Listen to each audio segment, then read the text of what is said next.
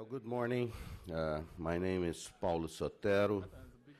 On behalf of the Brazil Institute, of the Latin American Institute, Latin American Program.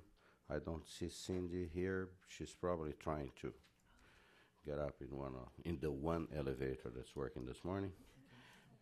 Latin American Program is a co-sponsor of this event, also the Comparative Urban Studies Program of the Wilson Center. You are all very welcome to the Wilson Center for this. That is the last event the Brazil Institute will host this year. I would like to welcome also those who are following this procedure on webcast. I know that there are people in Rio, in São Paulo, and other cities in Brazil watching this. And to those, if you have questions to our speakers, send them to me by email, paulo.sotero@wilsoncenter.org, and I will ask those questions after we hear their presentations. I would like to just give you an idea of what we have been doing regarding this issue. This is the second time, actually, this year that we gather here to learn about, to discuss about the strategy that the Rio state and municipal governments launched in 2008 to deal with a very difficult reality of crime, violence, and social degradation in the former Brazilian capital and its surrounding suburbs. Last March, Roberto Alzir Dias Chaves and Antônio Roberto Cesário de Sá, both working with the State Secretary of Public Security, Mariano Beltrami, offered a very comprehensive view of the plans and implementation of the units of Pacifying police, which is an ambitious program that aims at taking vast, poor areas of Rio back from drug trafficker gangs and militias that are formed by corrupt policemen, and reestablish the presence of the state and start to implement a program, social programs, education programs in those areas. Today, we meet here to learn about the results of the first comprehensive survey on the impact of the UPPs, as seen from the perspective of the population, the people that are supposed to benefit from this new strategy. We will also hear from a representative of innovative non-governmental organizations working in this area, and we will have the comments by a leading expert on urban issues who has not only studied but has lived in the areas that we'll cover this morning. I wanted to tell you that the Rio State Secretary for Labor and Income, Sergio Sveiter, planned to be here with us this morning, but duty called and he had to postpone his visit to Washington. We hope to have him sometime in the near future. I will briefly introduce our speakers, although you have this information about, more detailed information about them. The speakers this morning are Mauricio Moura, visiting scholar at the George Washington University, and leader of a team that planned and conducted the survey to be presented here this morning. We have with us also Amisha Miller, Research and Policy Manager for Endeavor, the NGO that I just mentioned, which focus on the promotion of entrepreneurship in Rio and beyond. We have also the honor to have with us Janice Perlman, formerly with the University of California, Berkeley, Department of City and Regional Planning, founder and director of Megacities Project, who will offer her perspective based on a lifetime of work on urban issues in Rio, summarized in many publications, more recently in her book Favela, 4 Decades of Living on the Edge in Rio de Janeiro, which comes with a foreword by another very accomplished Brazilian sociologist, former President Fernando Henrique Cardoso. The book, you can buy the book just outside the store, and Janice will be happy to sign it for you. I would like to start this session by showing you a very brief 7 minutes video produced by the government of Rio after the recent occupation of Rocinha.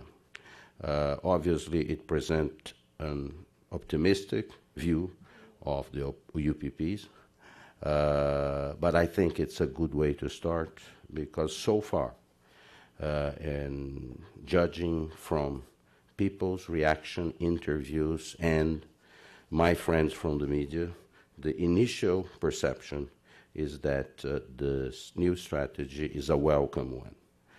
So I ask for your attention to the video, and after that we'll hear from Mauricio, then Amisha, and then Janice. After we'll open for questions. So how do you do this?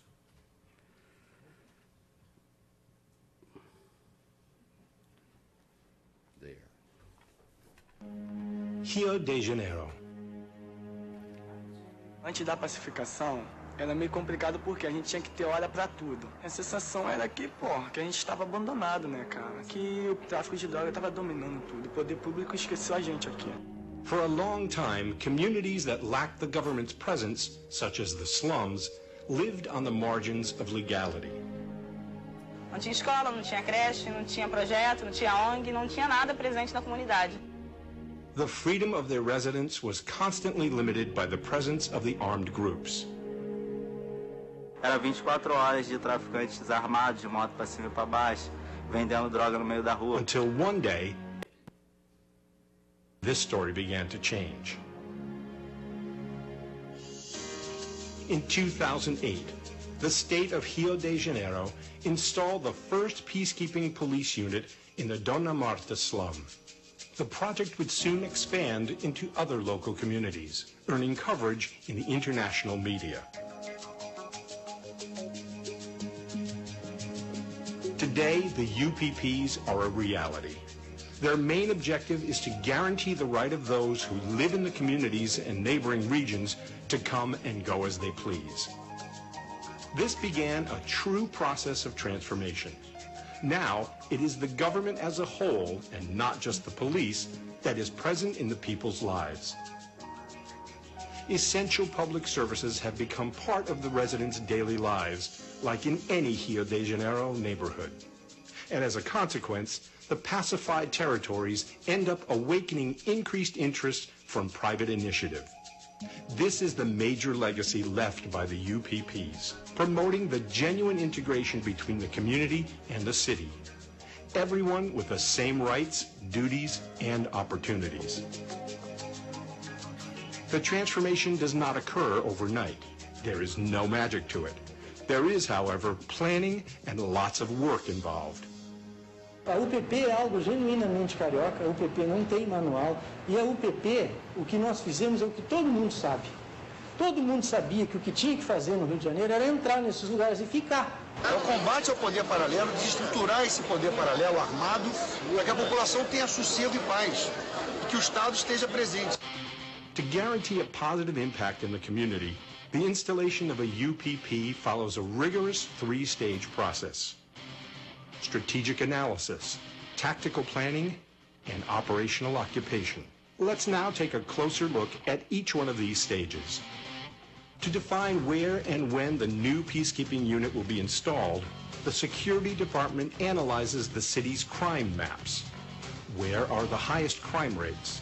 Which factions command each area? What kind of arms do they have? Where are their possible hideouts and escape routes? In partnership with the civil and military police, is it possible to create a precise portrait of the current situation in the communities?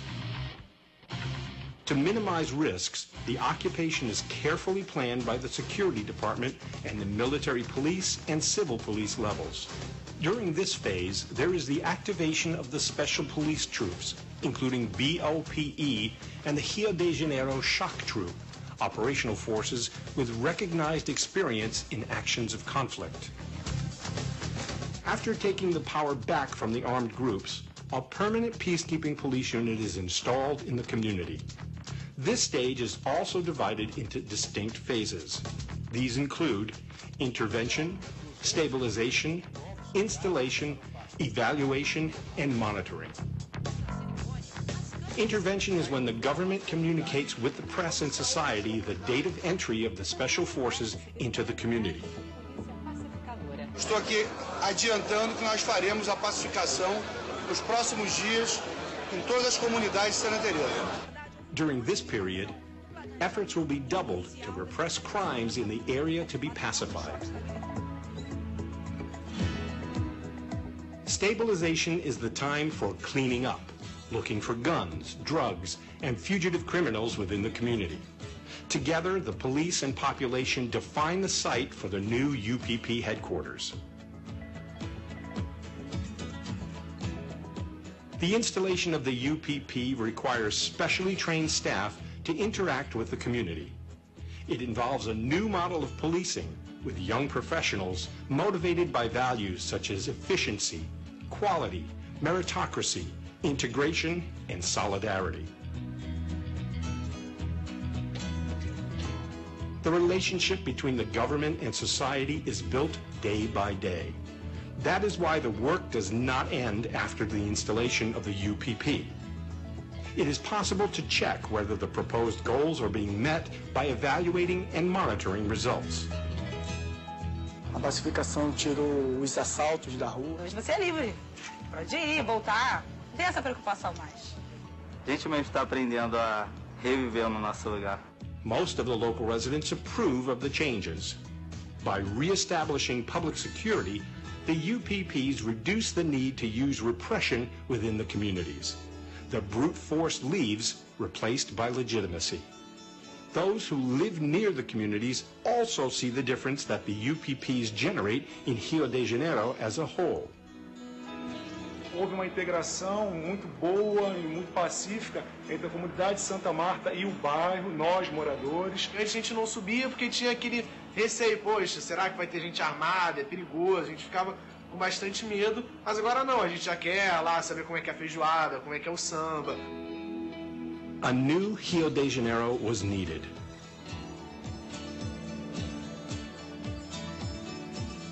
A new Rio de Janeiro was possible. The UPPs were one of the points of departure for change, but there is still a lot to be done. The project's continuity is a commitment assumed together with civil society. Similarly to the improvement of the professional force. For example, investments for the qualification of the police academy are included in the state government budget. Other institutions are also essential for the development of the communities, and they are coming. They are schools, banks, commerce, culture, sports, leisure, and even tourism. New doors that are opening possibilities for a better future for everyone. A future that is only just beginning, but which is guaranteed in a single statement. The UPPs have come to stay.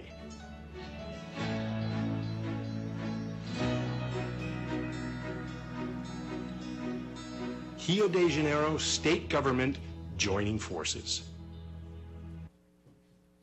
Well, Mauricio, Amisha, also Janice, if you can take your seats. In other areas of the world, I think what we just saw is also known by the name counterinsurgency and nation building, if you see the parallels. We will start with Mauricio Moura. This is a very comprehensive survey that he planned and helped and coordinated in Rio in, I believe, 17 communities. He will present a sort of a summary of the findings. And Mauricio, go ahead. You know where your presentation is, right? Hopefully.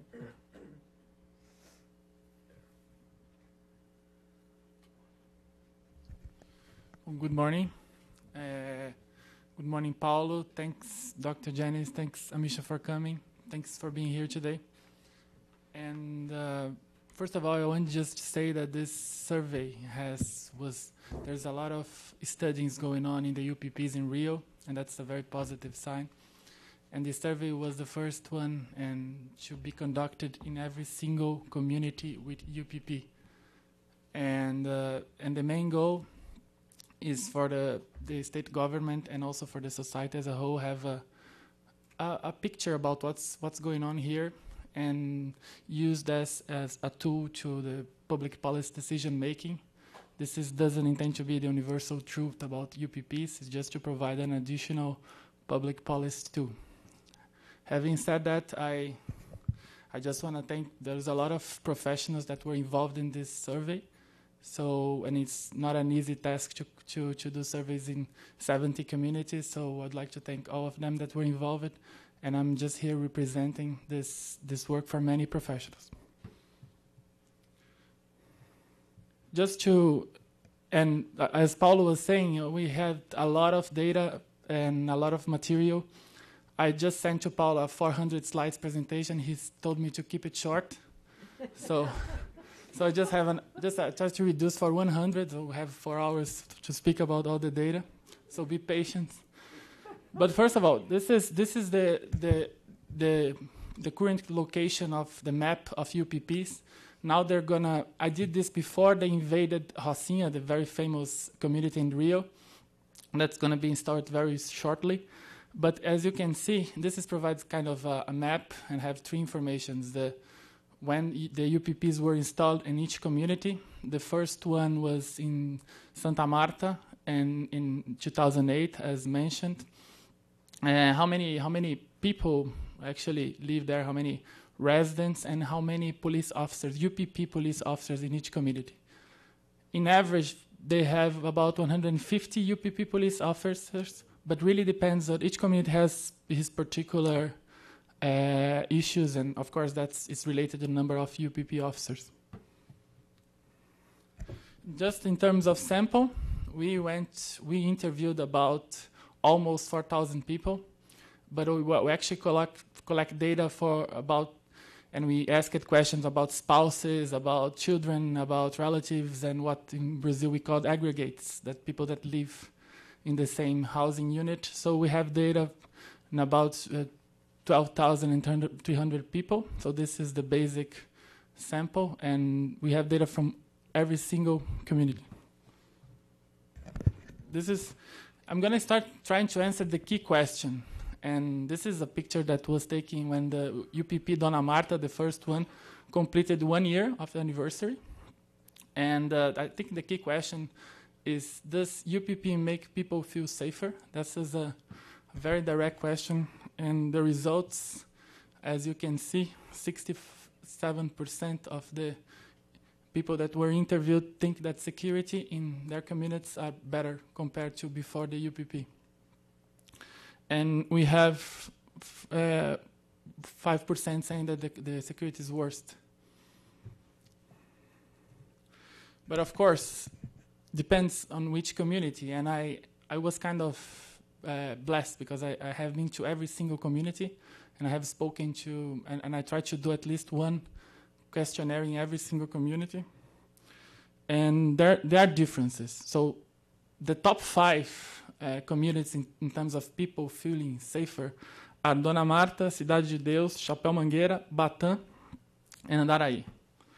And I was kind of trying to ask myself why those numbers are very high on those communities. And first of all, and for example, Cidade de Deus and Dona Marta, the first two UPPs, one thing that I felt walking the streets and doing the surveys was that as longer the UPP stays, people feel more like safer and they kind of adapt themselves to the UPP. So longer UPPs in the community, most likely the people feel safer. In the case of Batam, that's a very interesting case. Most of the UPPs were taken back from the drug dealers, except for Batam. Batam was a community that was taken by the militias. I don't know if someone here watched a movie called Police Squad Part 2 that focused on the militias in Rio. And the militias, they are much tougher in the communities because they have more than one line of business. It's not just drugs. They do a lot of illegal activities. And they are much tougher because usually the drug dealers are from the communities. And the militias that are corrupt officers are from outside the community. So they are much tougher on the community. And Batam itself, the people feel really relief from the militias. Another question that, because as you saw on the movie, key question, are there enough police officers? Or do you feel that there are enough police officers in the UPPs? And you see there is a lot of positive answers in terms of entirely appropriate and appropriate number of police officers. It's interesting that communities that have suffered, even after the UPP installation, some kind of struggle with drug dealers try to come back, they tend to answer that the number of police officers were not appropriate. And, for example, the case of São Carlos, that they kind of had an issue that one of the drug dealers tried to come back. But this is kind of a good sign. And one of the key issues for the security is that people felt very unsafe with police officers for many reasons, because of their corruption level, because of the attitude when they enter into the communities. And the UPP police officers are trained to deal with community issues. So one of the questions that we came to people was, are the officers prepared? Do you consider that UPP police officers are well prepared, fairly prepared, unprepared? And there is a fairly positive answer in terms of well prepared and fairly prepared. Again, depends on the community, of course, and of course the UPP police officers and the training was changing over time with feedback and lessons learned from the first UPPs. For example, one of the things that they learned is that in the beginning, most of the UPP officers were male men, and now they are kind of hiring more lady officers to kind of balance it. And so this is a change given the feedback of the community. For example, in the Dona Marta and Cidade de Deus, they felt that especially the teenagers, the male teenagers in the community were feeling very jealous with the UPP police officers because they were kind of dating all the girls there.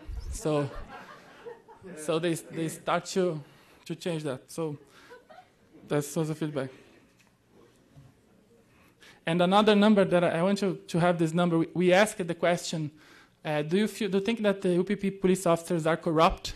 And 73% said no, they don't feel they are corrupt, and 7% said yes, they are corrupt. So this is something that the Secretariat of Security is monitoring very closely. And like I said, one of the goals of the survey was to give some diagnostics, some picture about what's going on for the government and for the society as a whole. So when you talk about employment and education, the first thing that I can share is that there's many things to be done. And I think the state government, they are aware of that. For example, one of the things that we felt, we just kind of try to measure what's the level of poverty in those communities. Not the poverty that we speak here in Washington, like people living with less than $2 and $1 per day.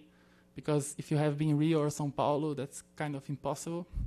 But we kind of number of households that live with less than the minimum wage, and the minimum wage in Brazil is about $300, divided by the total households of those communities.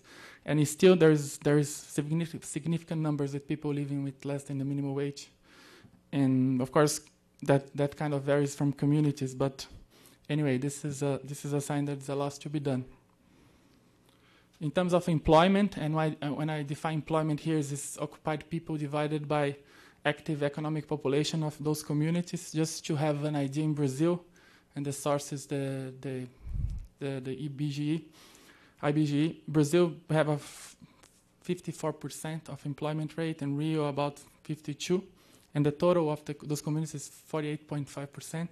Of course, again, depends on the community. We see communities, especially if you go to Rio, communities close to the south area of Rio and close to the upper middle class areas, neighborhoods in Rio, for example, Pavão, Pavãozinho, Cantagalo.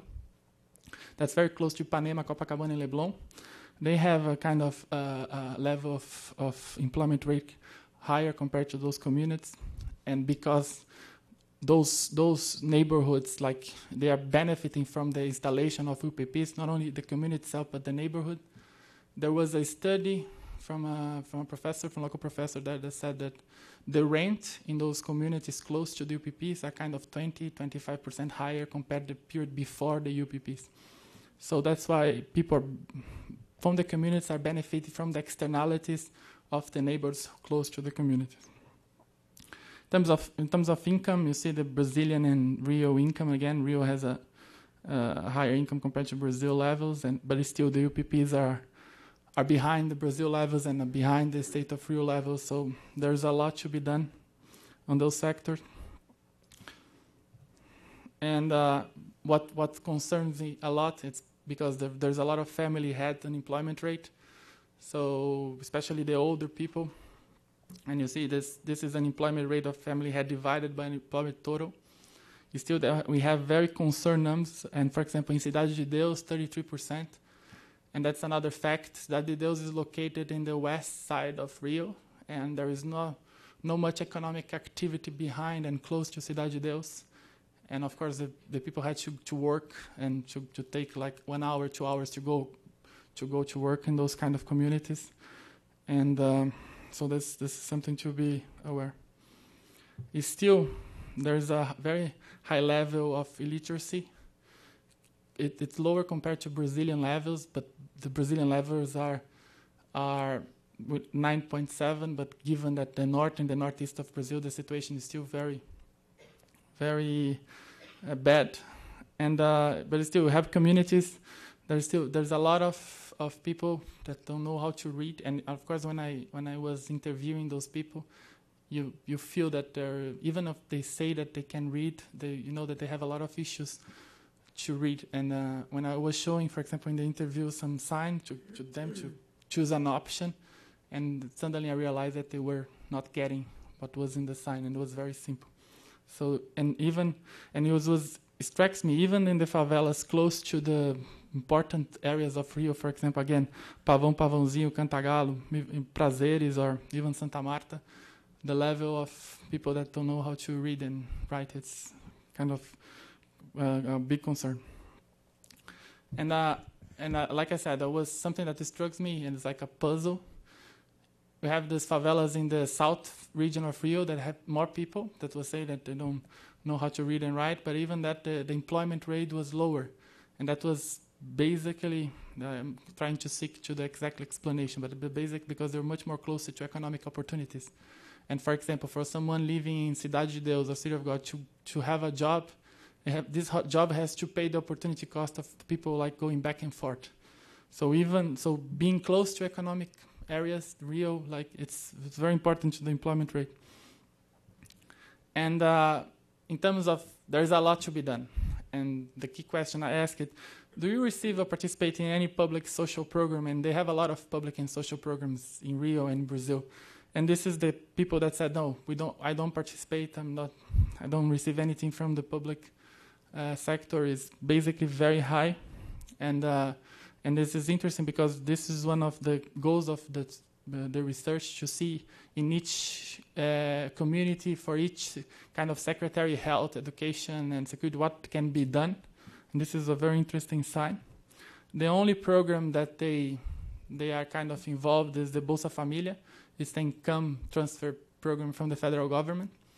And that's a very interesting thing. This is Rio de Janeiro city, from the metropolitan areas in Brazil, is the city that in the southeast that receives more from the federal government, given the relationship that the state government has with the federal government. So Bolsa Família is a very strong program in Rio. And some communities are very privileged. For example, Fogueteiro or Providência, that's a lot of people getting Bolsa Família there. And but when you ask, and of course there's an issue of employment, there is the issue of income, there is the issue of education. But when you ask people that, are you interested in taking any kind of professional capacity training or professional developing training or anything, and even people don't.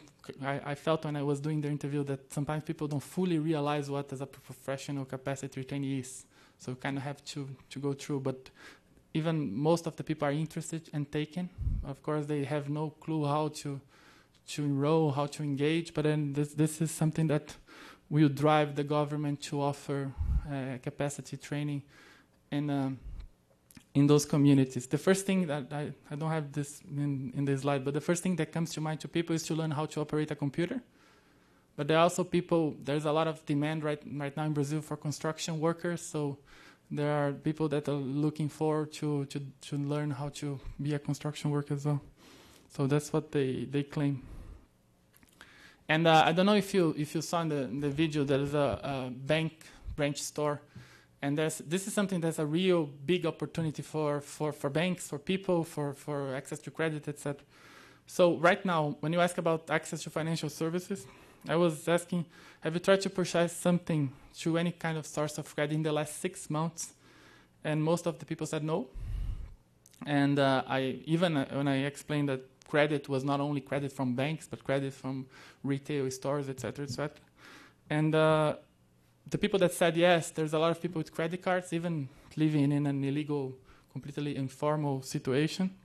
There's a lot of people with store collections from in Brazil. It's very common to go to a store and pay in installments. And it's interesting that if I had done this survey like 10 years ago, the level of predated checks in Brazil was much higher. Today it's kind of disappearing. And predated checks have something very, I don't know Latin American or not, but you need to trust a lot that you're going to sign a check today and just ask the people to just to keep the check for 30 days or 60 days. But this is kind of decreasing those communities. Just to have an idea, in Brazil right now, there's 53% of the population has credit cards. So even if you consider that we are talking about 20% of the people in this community with credit cards, we have a lot of potential to people to access credit.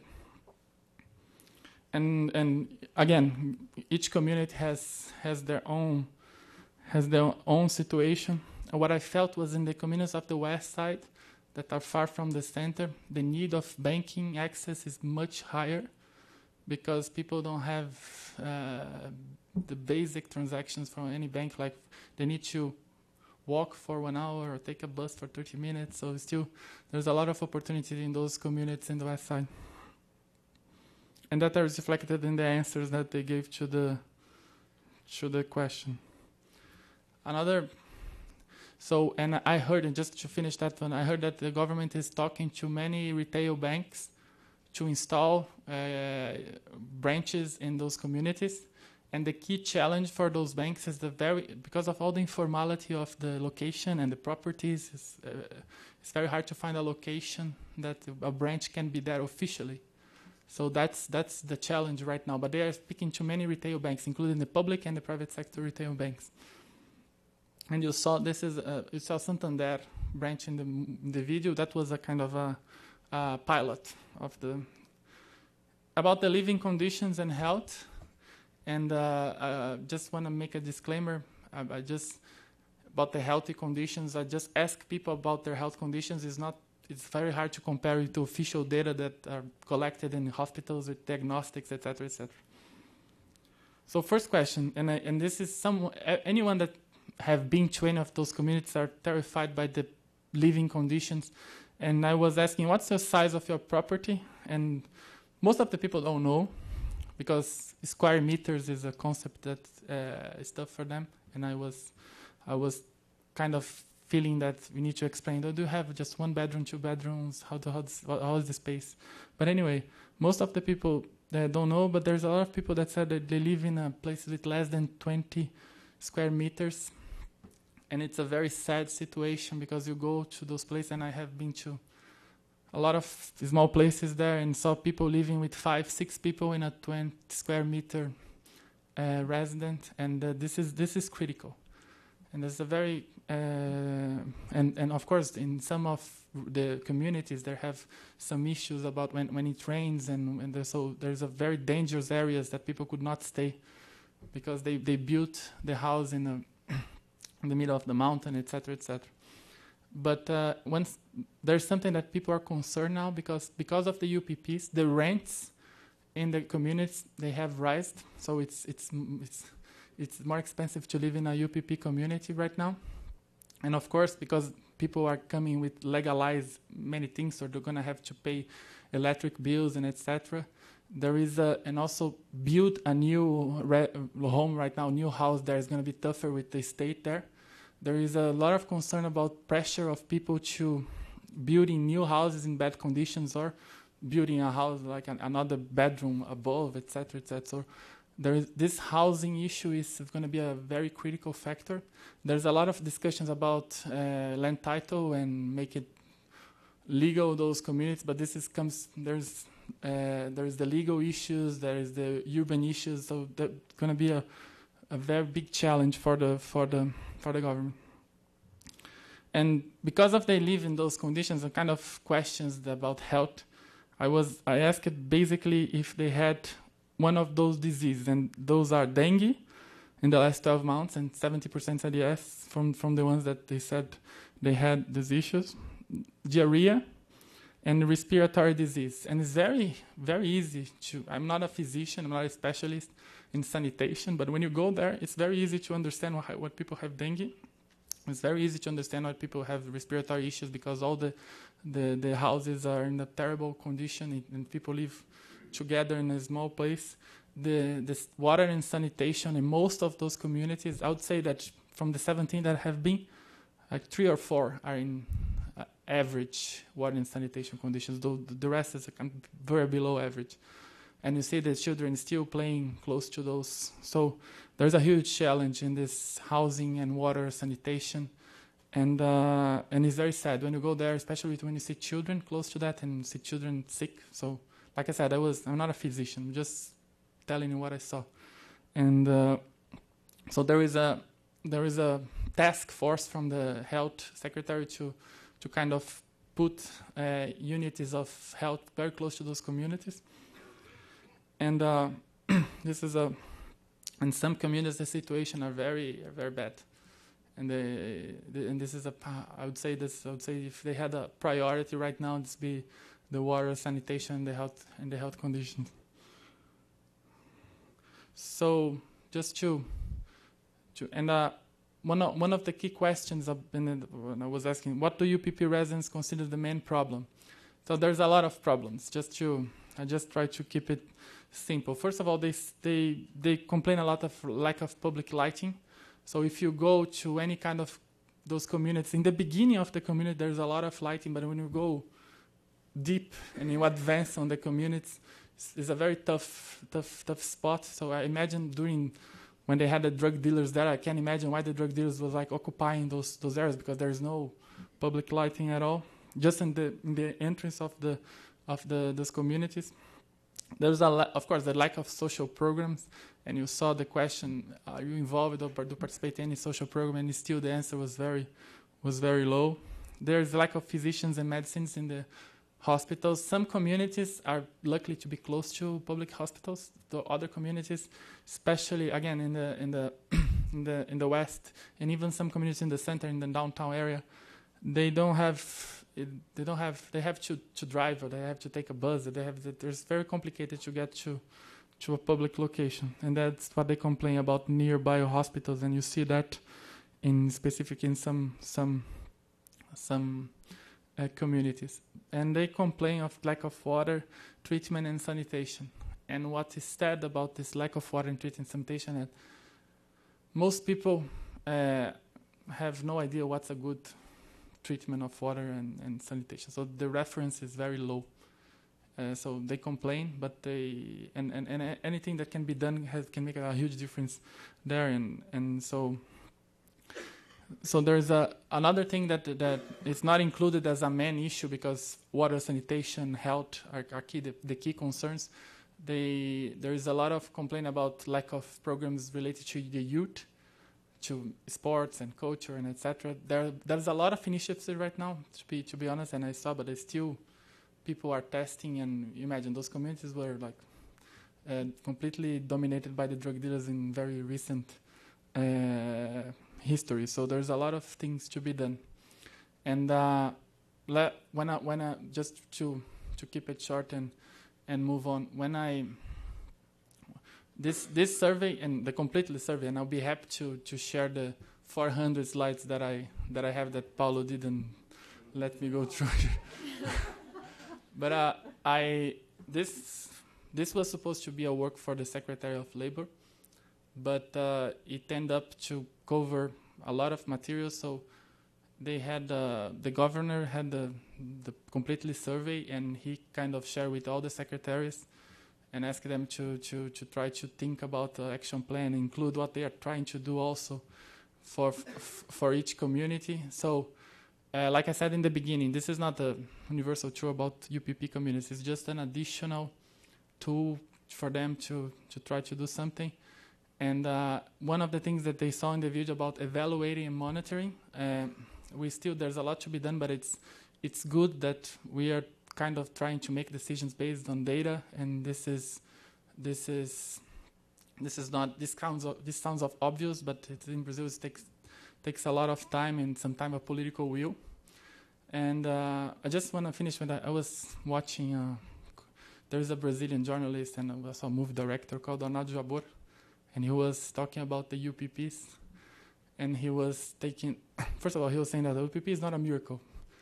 UPP was just the most obvious thing to do, was just go there and occupy the space that was occupied by drug dealers and just include them in the whole society. And he said that UPP was very obvious to be done, but in Brazil the obvious is not that obvious. So that's what he said. Thank you.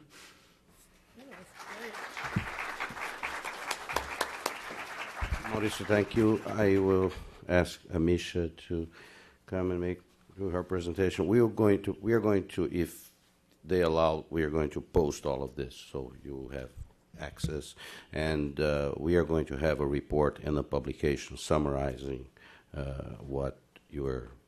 the findings and the discussions. Okay, Amisha.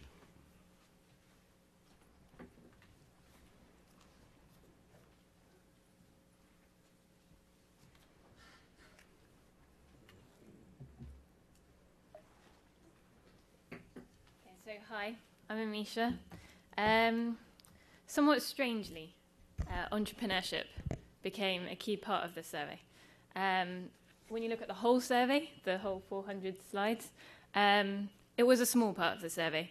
But for us, we were brought in because most of you know much more about policy than I do, I would imagine, from this audience. But entrepreneurship is being seen as a great policy tool to use during a power vacuum.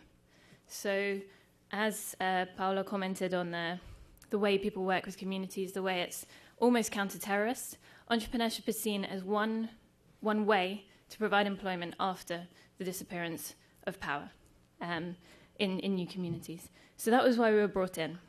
So Intava's an expert on entrepreneurship, not an expert on favelas.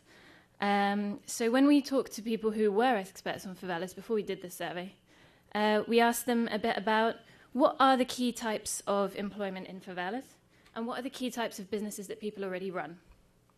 And there's a large proportion of businesses which are very small, which are informal, which are all about selling street food, basically on the street. And this is true not just in the UPPs, the communities, but it's also true when you look at businesses in Rio and micro businesses in Rio. So the more we spoke to people, the more we were hearing that the small businesses in the communities and in the UPPs were very likely to be similar to the businesses across Rio and across other cities in Brazil. So as Endeavour, not being an expert on favelas, what we decided was that we were going to try and use questions which would assess entrepreneurship according to the individual rather than the business. Because business in Brazil is complicated. I don't know how much you're aware of this, but about 40% of the GDP in Brazil is produced in the informal sector. So trying to ask people about whether they have a business, what kind of business it is, how many people they employ, these questions are difficult to ask. So as Mauricio said, things that might seem obvious aren't very obvious. So we began really focusing on attitudes of people and what they thought about entrepreneurship. So that's how we started. So I'm going to give you a little bit of a background about Endeavour to explain how we inserted these questions into the research and what the background for us was. So Endeavour is an NGO, and our focus is development. The slight difference is that we think we can develop developing economies by supporting high-growth entrepreneurs. So we're in a lot of different countries, 11 right now, opening more, especially in Southeast Asia, and beginning to spread more into other parts of Africa. And Brazil's been open for 10 years now. So this is just a real overview of what we do. We try and increase the number of high-impact entrepreneurs in the country. We focus very much on the individual. So we think that people who are passionate, who can generate real value by doing new things, who are big, who are going for it, being ethical. And they do this by being transparent, by having good management, and by hiring good people. So that's our vision, which is quite different from this is what businesses in Brazil do. They open small, they don't employ people properly, they're informal, and the massive businesses in Rio basically isn't what Endeavour should be focusing on. So there were two kind of fighting ideologies when we were trying to put the survey together. So Endeavour focuses on high growth basically because, just as a background, high growth businesses created over half the jobs in Brazil between 2005 and 2008. So we ran the first survey very recently, and we saw that high growth businesses are really important. And these businesses have a huge growth rate, employ a lot of people. And this was a piece of research we did with the Brazilian National Statistics Agency to look at really what is the impact of high growth businesses. So starting from this point, from the high growth business point, and looking at favelas was quite, as I said, difficult. And that's where we began to look at attitudes, at the kinds of businesses that people could produce. Because as Endeavour, we believe that high growth entrepreneurs come from all backgrounds. And in our experience of working with entrepreneurs over the last few years, there are high growth entrepreneurs in the UPPs as well as outside of the UPPs.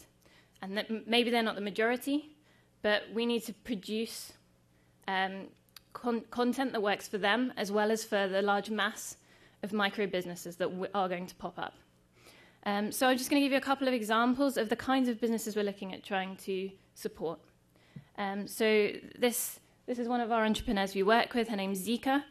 She started a company called Beleza Natural, which is a hairdressing company, and it focuses on producing low-cost products for African-American hair. Zika started, she was in one of the communities in Rio, and she started experimenting with her own hair, and she opened her first salon in her house. So it was very much a community project. She started in her house, she tested it on herself, she tested it on her friends, and eventually it became a business. And with help from Sebrae, which is a big business organization, and from Endeavour, the business has grown and is now worth 70 million hairs. So what we're saying is it was a hairdressing business. It was very simple. It's a very simple business, but they can grow. There's opportunities in Brazil right now for businesses that are that simple to grow and employ a lot of people and make a big change to the community that the people are from. There's a similar story. Edvan is one of our entrepreneurs who actually provides administration to businesses. So if you need to open a new office, if you need to bring computers in, anything to do with administration, Edvan is your guy. And he's also from a community-based background. He's actually from Belo Horizonte, so he's not from any of the UPPs in Rio, but he's from a similar background in Belo Horizonte. And he started as a footballer. His father got ill, And that's when he had to begin to start working at the same time as school. So in a story very similar to what Mauricio was showing you, he started as an office boy. He had to juggle middle school at the same time. He didn't earn enough to be able to travel on the bus, which is a very common thing with the people that are living in these communities. So he was traveling 24 kilometers per day on foot to get around to do everything he had to do.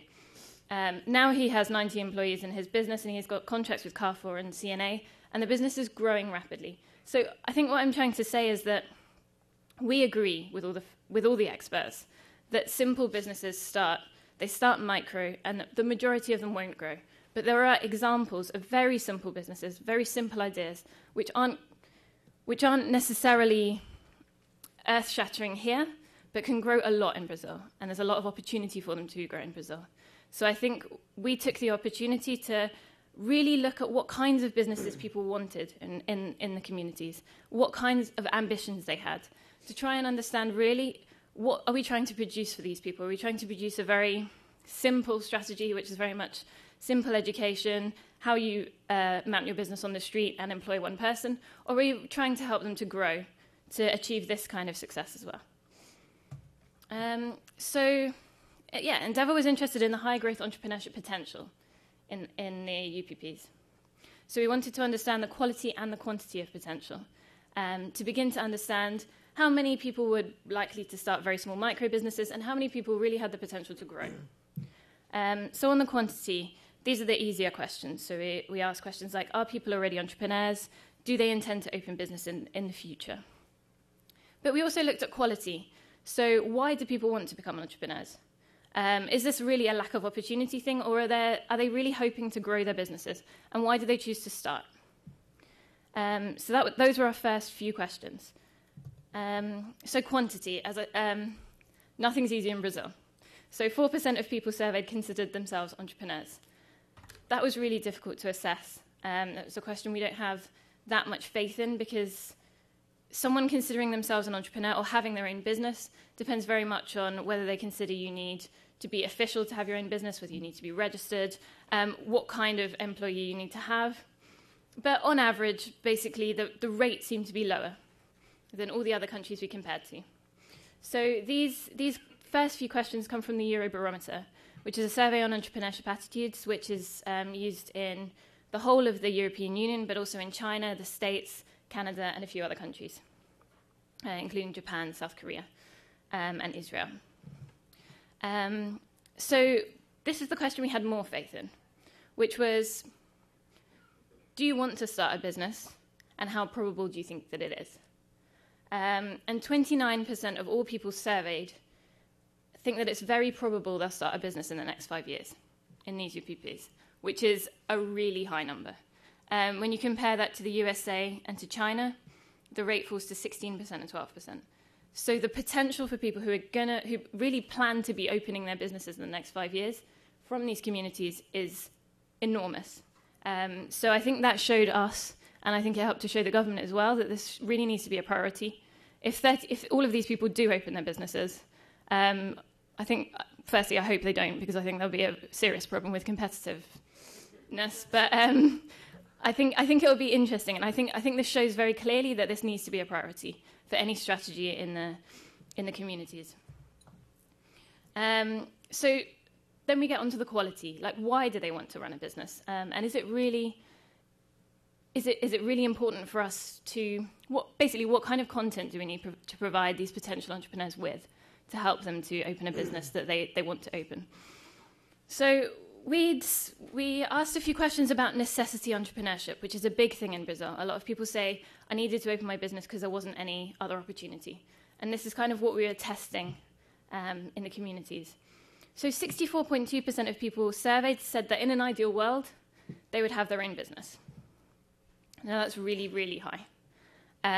It's also very easy for people to say, but it's enormously high. When you take that into consideration with the amount of people who think they will open a business, the number is around 30%. So, I mean, this begins to show us already that this isn't something that people are going to be forced into. This is something they want to do. If there is a course provided on it, it's something they'll probably like to take part in and participate in as well. So then we tried to look a little bit further into why. Why do you want to start your business? What do you think? Why do you think it will help you? And the first reason was personal independence and interesting tasks, which is the first reason encountered in every single country that took part in the survey before, which shows that the people in the UPPs this is a very opportunity-based region. This is why people want to open their businesses, because they think they'll be able to do something for themselves, which is definitely not anything to do with a necessity. It's a choice, and it's something they really want to do for themselves.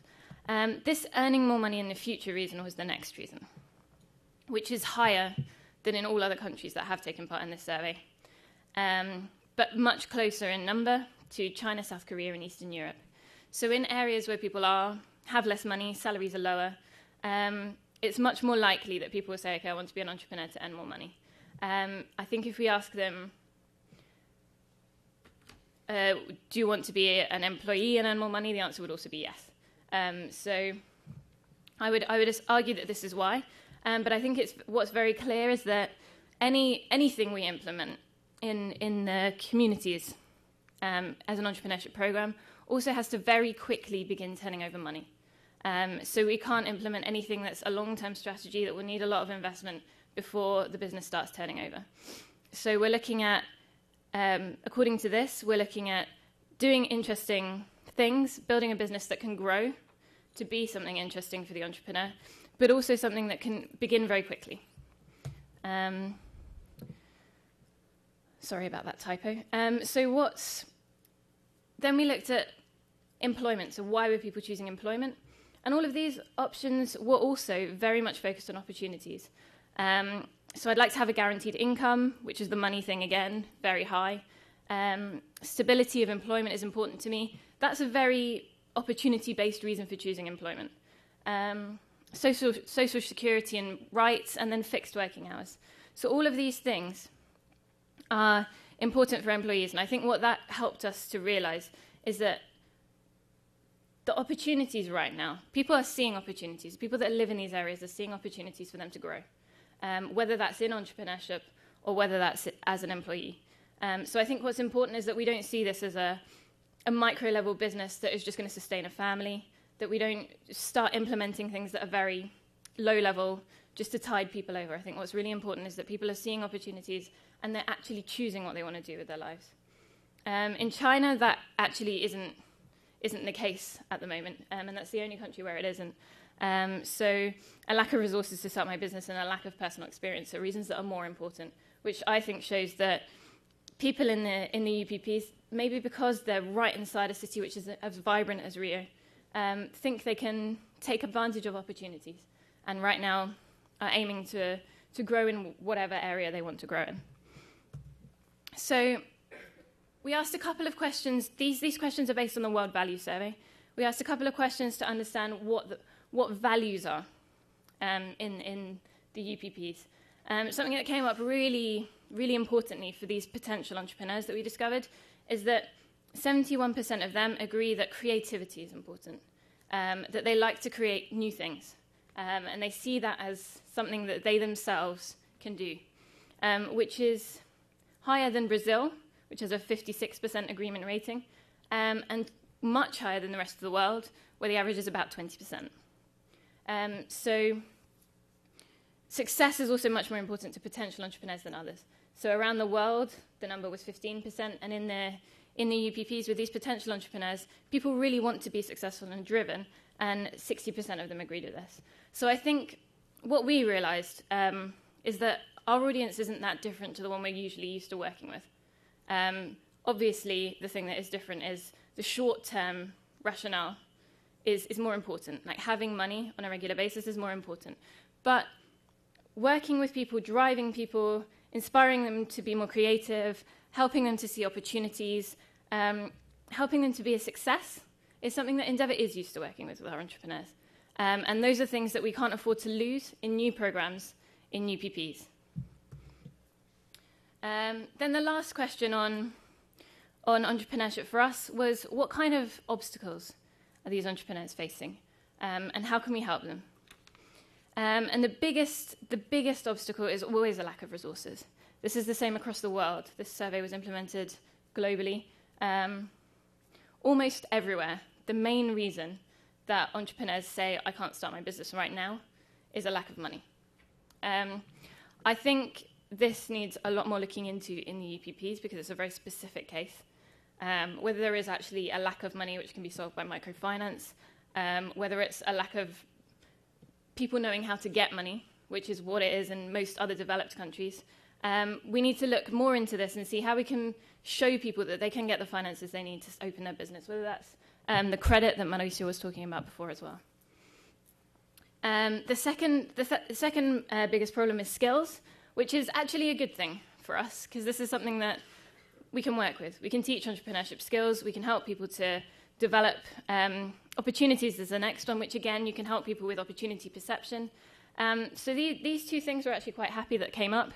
And like I said, these are positive things that courses can deal with. And the fourth thing, which is much higher than in any other country, is bureaucracy. It is a problem in Brazil right now, starting a business. It can be difficult due to bureaucracy. And we know that. Luckily, the number is only 5% of people who actually mention that. This is something that is more difficult to deal with in a training course or implementing a new program. And it's something that I think we're going to have to monitor. If this number gets any higher, it's something we're really going to have to begin to deal with in a much bigger way. Right now, we're hoping that it doesn't. Basically, overall, most of the three biggest reasons cited for not being able to open a business are the same reasons that you see in other parts of the world. The only area that's really different is China, where actually the biggest obstacle is family, which doesn't seem to be a problem in Brazil. No one said, I can't open a business because my family won't like it. It was almost non-existent. And the other reason that's very big in other parts of the world, especially in the EU and the USA, that we saw was economic difficulties. So a large reason in other countries was the fact that the economy's not growing and I can't do anything. And again, this didn't appear in Brazil. For obvious reasons, the economy is growing and it's doing quite well. So I think basically this tiny, tiny piece of research we did, which is very much a beginning and a pilot, helped us to show that we need to work on people's barriers. So whether that's microfinance or other means of accessing finance, whether that's helping them with their skills and opportunity perception, this is where we need to focus our courses. But also the second point, which I think is really important and which is where Endeavour can add value, is that we keep their dreams alive. So we don't give entrepreneurs in the UPPs something less than other entrepreneurs would get. We know they want to achieve, we know they're driven people, and we know they want to achieve success. So we keep their dreams alive, and we don't basically make these courses a lowest common denominator. We need to try and provide things that can help other entrepreneurs to be an example for new entrepreneurs in favelas or in UPPs. And I think this survey really helped us to identify where we can begin to run pilots. So these are the communities in order of size, basically. What you can see here is that Cidade de Deus has a much larger percentage than it should have of potential entrepreneurs. The ones in orange are the areas where we can begin to focus. Now, you've seen these highlighted before by Mauricio. These are the ones where security has been seen to improve the most. The ones I've highlighted are very similar to the ones he highlighted in that question. I think that gives credence to the hypothesis that in a time of power vacuum or in a time of increased security, in a time where things seem to be getting better, entrepreneurship becomes a very important pillar for development. So that was something else that was kind of interesting that came out of the survey as well.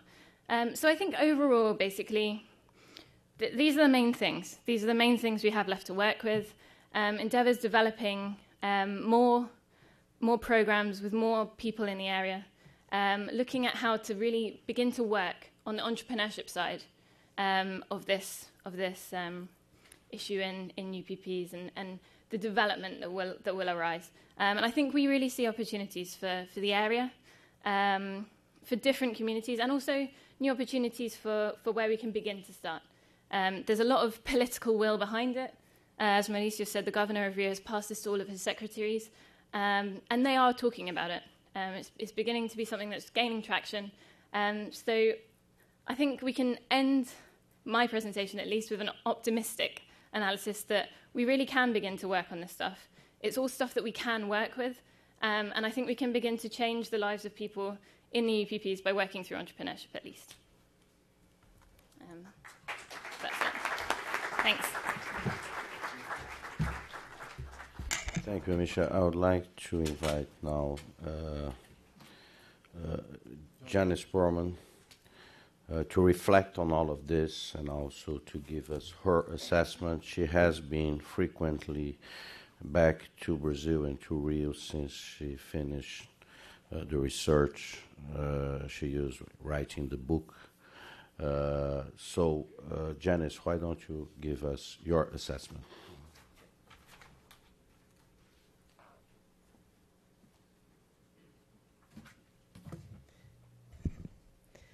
Thank you very much. It's absolutely wonderful to be here, and I thank you, Paolo, for including me in this panel, and I really enjoyed and learned a lot from the two co-presenters.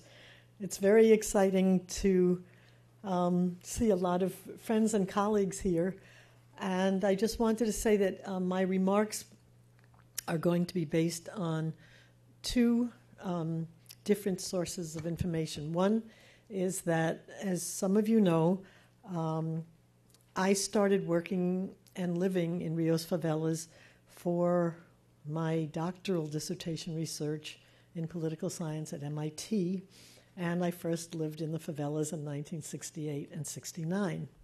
And one of my thesis advisors is here. That's Joan Nelson. It's very wonderful to see her here because she was a great inspiration in her own work.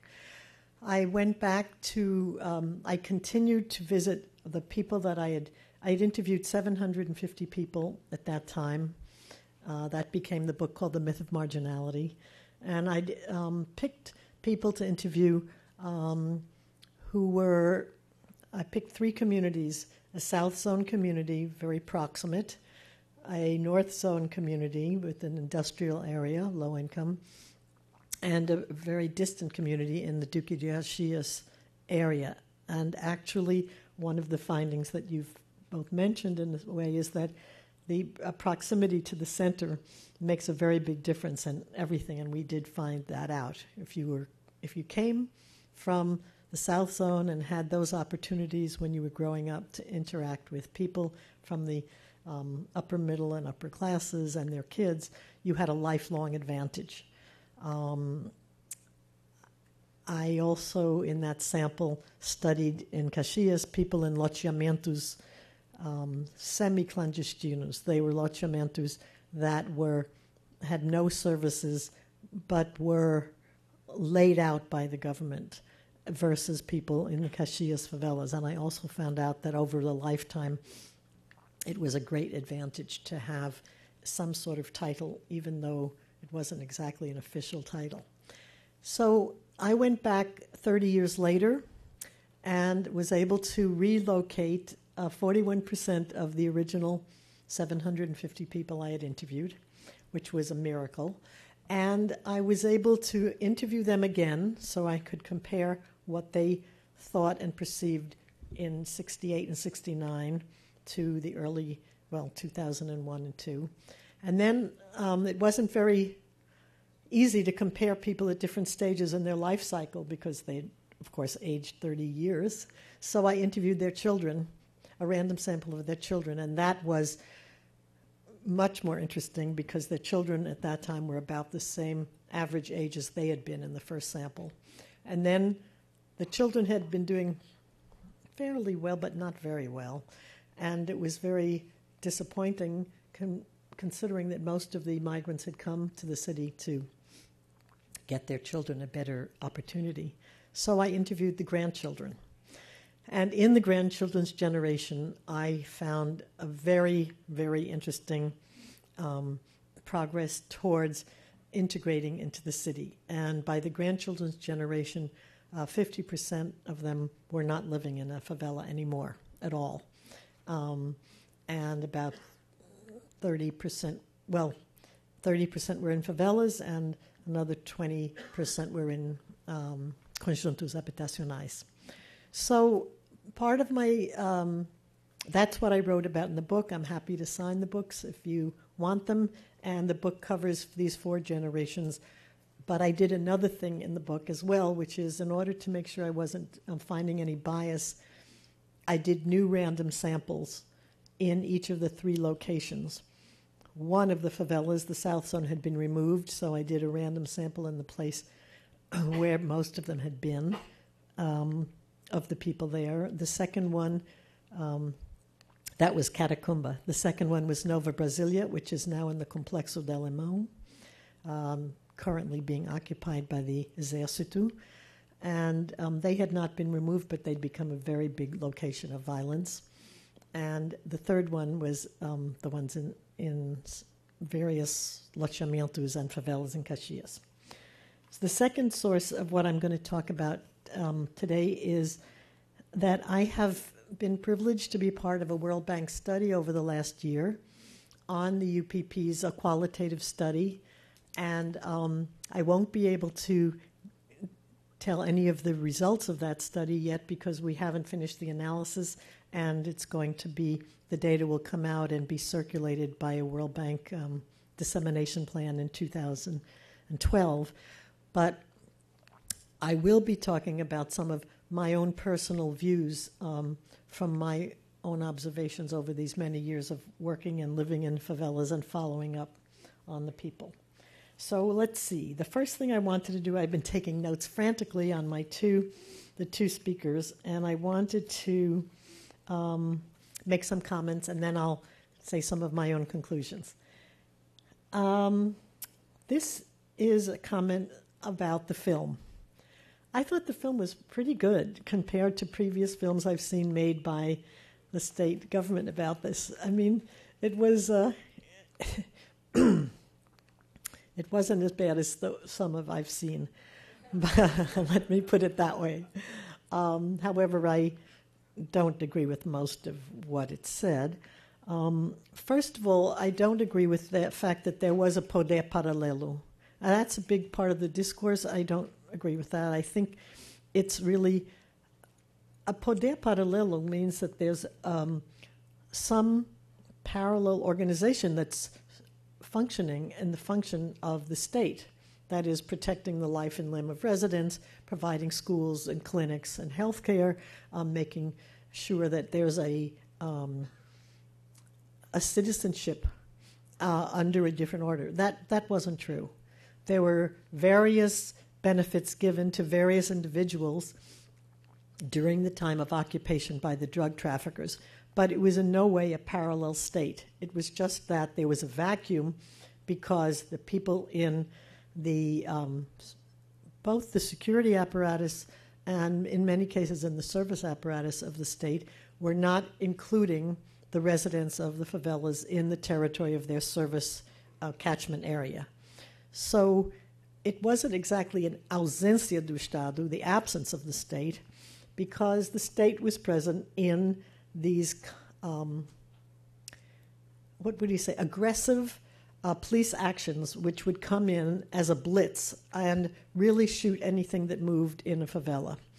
And there's a whole history to why this, the type of policing and the relationship of the police to the population in Brazil, which I won't go into, but there was a sporadic presence of the state in the form of the military police in a very, very aggressive way that did not really distinguish between traficantes and moradores. So that was one point. The second one is that in the UPP program, there's only one, and they did mention that en passant, that was in the area controlled by militias.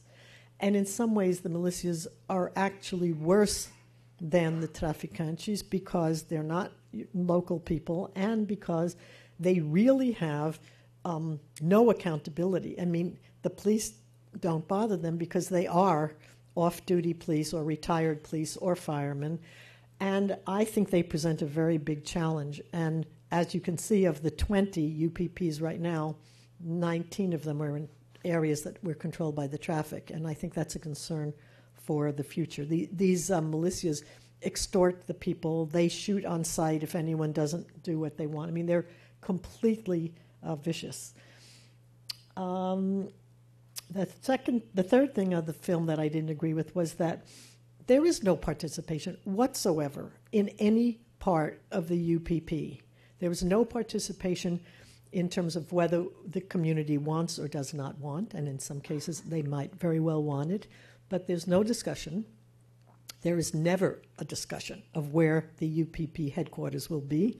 The UPP decides that, and in some cases they expropriate land that was really part of the recreation area of a nonprofit organization, like in Chácara de Seu in Borel, an organization called Roda Viva that I've worked with for 25 years. They just took over and put their prefab building right on top of their sports area. So, and that was agreed on with the traffic. I'm almost sure of it, because the place they were going to be, which had a great lookout over the whole community, was a place that the traffic had been using. And I'm sure that the traffic, it was announced they were going to be there, and then it became across the street. So I'm almost sure that it was agreed on that they would leave that area safe. And you should all know that the traffic continues. Drug sales continue in all of these communities. They just don't have people, civilians, walking around with arms, which brings to the question of why then do the UPP police have to walk around with arms in a non-armed community, and many other questions. So in a way, you could see this UPP as an occupation by the military police that replaced the occupation by the traffic. And that raises the question of in what ways is that better and in what ways is it worse? And since the military police were responsible in my study for the death, everyone who I did in my restudy had a family member. 1 in 5 of the people I interviewed had a family member who was killed either in the crossfire between the commandos or the facções, or in tiroteos in the crossfire of police and drug gangs, or by the police directly. So they don't have a very great reputation. Therefore, I doubt that 93% approve of this change. I don't believe that. I believe that 93% will say that there are lots of things that got better, and that's true. I mean, what a wonderful thing. After some people's entire lives, if you're 25 years old, you've never had the freedom to ir y vir, to come and go freely. You've never been able to invite people to your house after dark or go out to parties without worrying about being killed. So there's no doubt that that is a fantastic thing, but I wouldn't exactly refer to it as liberation. And I would say that this program is not going to be sustainable whatsoever if the social part of the program doesn't kick in right away. And I am not alone in saying this, because Bill Tanami himself has made this completely obvious. So that's about the film. In Mauricio Moura's wonderful study, which I'm so happy to hear the results of that, because the part that I got of your 5,500 slides was only the demographics of, the composition of the UPP communities. And in that, I was really wondering if you had a before and after, or if this was just the current profile. So we can talk about that later. What I wanted to comment on that was this question of education. It was very shocking to me, the study by Valeria Pero, who was at Yates, who showed that she did a study of favela residents versus non-favela residents, and showed that for every increasing year of education, the gap in income returns got greater. So if you lived in a favela, and from 4 years of schooling, it was the same, favela and not favela, in your expected returns to income. But every additional year, till 18 years in school, the curve of the gap between the income upward curve of people not in favelas compared to the ones in favelas, the gap got greater. The curve went up much more closely. And that has to do tremendously with the stigma factor in terms of getting jobs if you live in a favela territory, and also with the fear of the lack of good teachers and the fear of teachers of going in. So I am cautiously optimistic that maybe in the UPP favelas, at least better schools and better teachers and more days of teaching could happen, and also that perhaps if you say your address and they recognize it as a pacified, quote, horrible word, it might reduce to some extent the stigma. At least they won't think you're a drug dealer, or if you are, you're not an armed drug dealer. So I wanted to say that that's something still to be seen. Now, I wanted to mention a few, there are millions of other things, but I'll skip them in terms of time. For Amisha's talk, yes, people who live in the communities in the favelas in Rio love their independence, and they would love to work por conta propria for themselves, and that is true of people in UPP favelas and non-UPP favelas.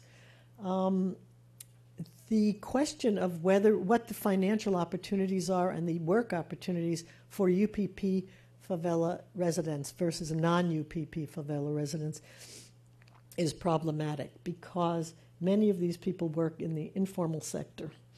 And along with the pacification and disarmament has also come this choque de ordem and this crackdown on informal businesses and informal ways of doing things. And many people in these communities are very, very worried that they will lose their income because they will have to pay taxes, be formalized on businesses they already have. Yeah. And since a large portion of people and families were living on the trickle down from the traffic, and some of them were living fully on that, working in the traffic, there's been a huge drop in the income sources.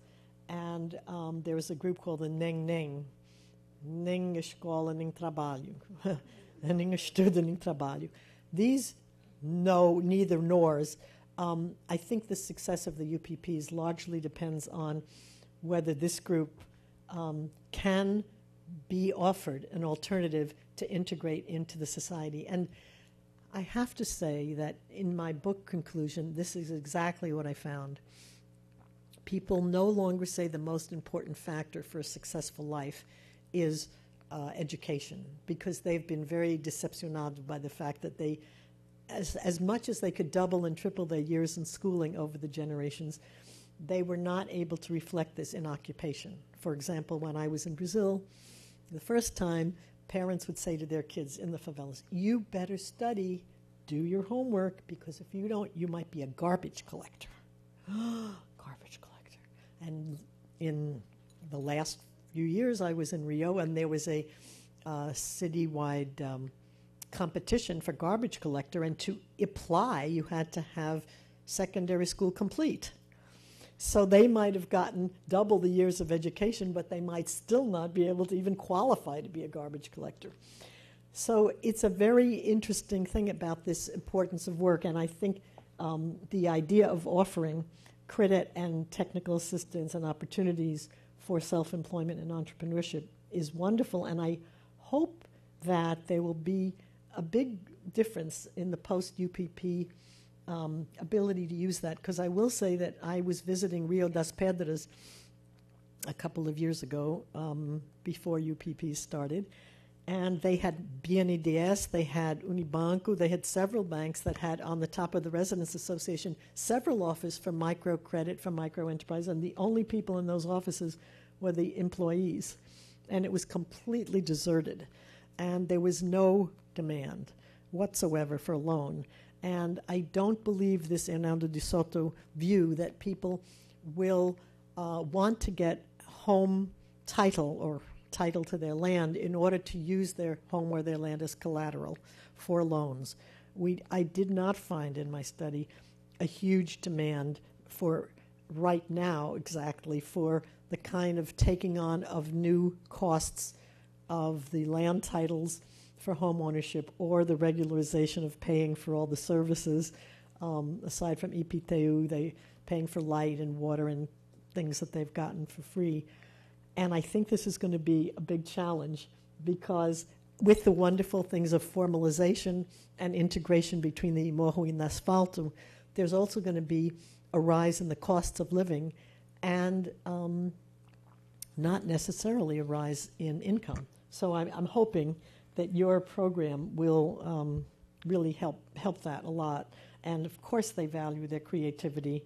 And in fact, many people, in my study I did a very careful probate model, many different styles of analysis of who gets out of the favela and who doesn't. And one of the things I found was that it wasn't economically determined.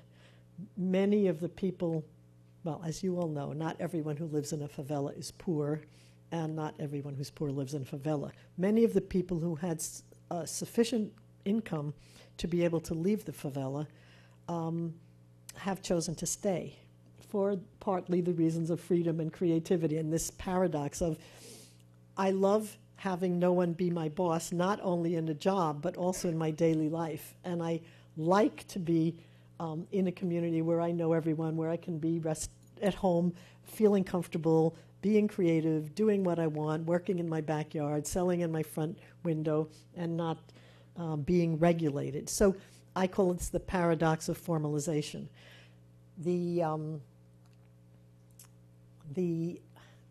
How can I say this? The ability to earn income, especially for the residents of favelas, is the ability to be seen as a person. The last chapter of my book is called The Importance of Being Gente. And one of the things I was so struck with is that if you're not a trabalhador, if you're not integrated by being able to have an income, you're no one. And the way people in these communities says something honorific about you when they want to compliment you, they say, like if they wanted, what they said about me when I was doing my study is, Janice é boa gente, ela é muito trabalhadora. Ela trabalha no fim de semana, de noite, do dia.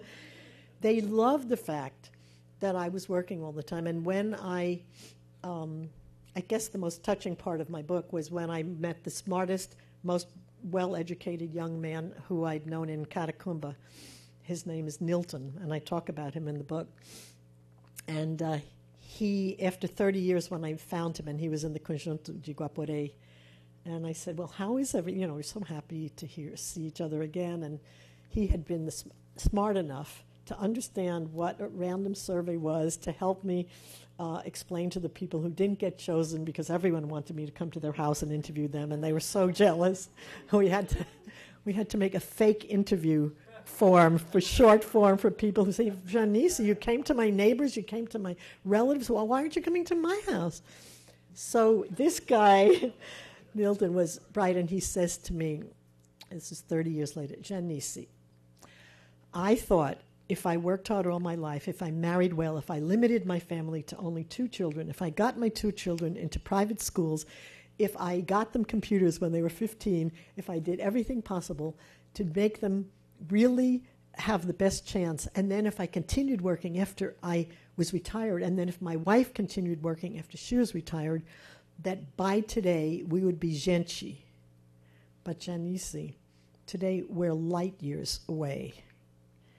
We are further away than we were when I first met you.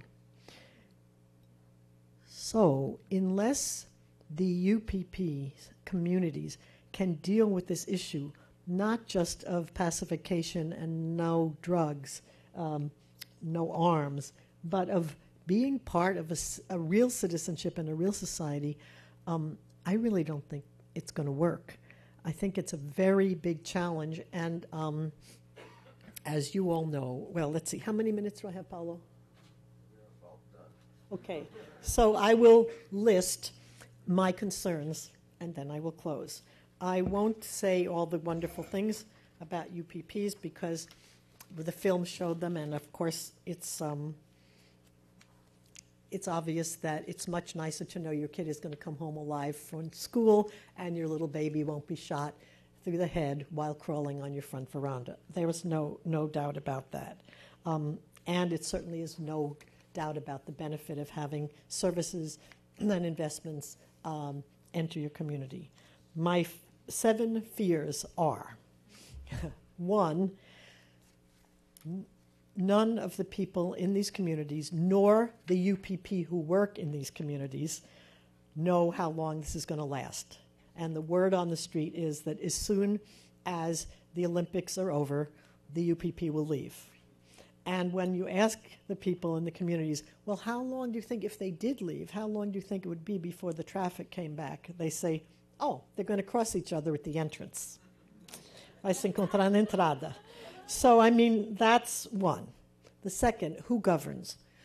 The UPP are playing a very strange role for which they're not at all prepared, which is to say they're being the sort of residents association replacement. And they're being asked to mediate disputes and deal with all kinds of things, provide services, make decisions, which they feel very uncomfortable doing, and the community feels very uncomfortable. And I'd like to say that the residents' associations in many cases are still run by the people put there by the traffic. So it's very uncomfortable. So quem manda aqui is a big question. Third, I already said, the social programs not really working. UPP Social had a terrible political disruption and the end of last year and has not really recovered, and UPP Social is not doing anything right now. It's sort of coordinating nothing and organizing nothing, in my personal view. Then I spoke about livelihoods, income generation. And then the 5th one is there is a good deal of corruption and abuse of power, even with the UPP police. 6 months of extra training is not exactly a huge way to change a mentality. And most of these police, 70%, say that if they could, they would go to a regular battalion and do bangy-bangy. And they find it very, they'd prefer to do why they went in the police. And there's a lot of abuse and corruption, which I don't have to go into. 6th point is gentrification, the fear that these people who live in these communities, whose parents and grandparents have built their house they're living in, might be forced out by what's called white expulsion, by this raise in prices. And you already see that happening. I did a study that's available online, and I can send you on real estate markets. And then the 7th and final, well, there are 8 points. The 7th point is, can this scale be maintained? If you have right now 62 police, military police, for every, for every 62 people in some of these communities, there's 1 military police. So, of course, you can't, the big bottleneck is going to be how are you going to train and put into scale for the rest of the communities something at this level of density, and these people in the UPPs feel that that level of saturation is necessary. So it's completely non-viable to prepare like 3,000 new recruits when they only have 2,000 applications every year for the whole Polícia Militar. So that's a question. And the final one is really a question of judicial reform and legal reform. If this UPP police disarmament stays as this one little piece of the puzzle, and there's no reassessment of accountability in the judicial system and in the overall legal system towards rule by law and dealing with the corruption and the payoff and the many people who are benefiting from the system, I don't think this is going to work in the long run. Thank you very much.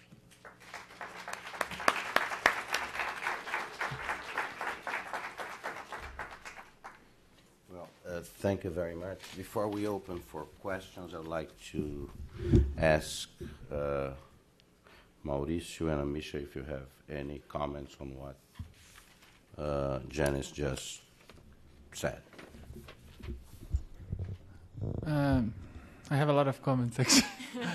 No, but let me begin with why I agree. I strongly agree about the militias, that what she mentioned. I went to Batam, that's the community that was taken by the militias, and the militias, they are much more violent, they are much more cruel, and they oppress much more the population compared to the drug dealers, and this is a big challenge because there is a lot of communities in the west side of this town that are occupied by the militias. The Secretary Beltrami knows each one, and they have, of course, they have a strategy to tackle that, and they know that it's going to be much more difficult. But as mentioned, the strategy of occupying was from the easier ones to the most challenging ones. So you cannot start a war with the most difficult battlefield. No? And that's what I said. I talk about about the houses that they choose to put the UPP. I have been to all UPP installations for the 17, and I partially disagree what she said. First of all, 90% of those houses were used to be drug dealer houses, and there's strategic places that the drug dealers could control all the community. So they put the UPP in exactly place that the drug dealer was living. And from the conversations that I had in the all 17, the people knew that the drug dealers were living there, and they feel much better to have the UPP than a drug dealer in that specific house. So I don't know the process itself to decide, but I remember that one of the houses that I saw is amazing, the view that they had of the community, and putting a police station there, it's, in terms of security, you can have a 360-degree view of this very... There is very positive locations, so I disagree that that's something that was imposed, and to invade a drug dealer house was not something that people in the location that I was some that they complained. There is about the corruption. Yes, there is of course, and I asked this direct question: do you feel that the UPP officers are corrupt? Of course, 7% of people feel that there is corruption. And but what I felt is that from the kind of officers that are coming, the latest UPPs, they have a different profile from the new ones. So talking about, we said that some officers prefer to go back to the military regular force. That's one of the reasons that they're putting more female police officers, that they don't like the bungy. So that's changing, and that's a feedback. So this is a working process. So I don't fully agree on the assessment. Like, of course, one thing that is very hard for me to say, that each community has its own reality. So it's very tough to make general issues about that. So those are, and she's right about there's a lot of things to do, and one of the things that generates the goodwill of the government to do surveys and to do research. They understand that the UPP social is not working for many reasons, so they want to improve. They understand that there's a lot to be done, and I agree with you when you say that people are concerned about after Olympics, and this is something that I have to be honest with you. There's a lot of uncertainty if the change in government, what they will represent to these UPPs, and it was something very interesting that I was just informally chatting with people in all the communities, and it was not part of the survey. So, who do you want to be the next governor? I was just asking, because the current government cannot be re-elected, and I would say that 60%, 70% would say I would like to have Secretary Beltrami as the next governor.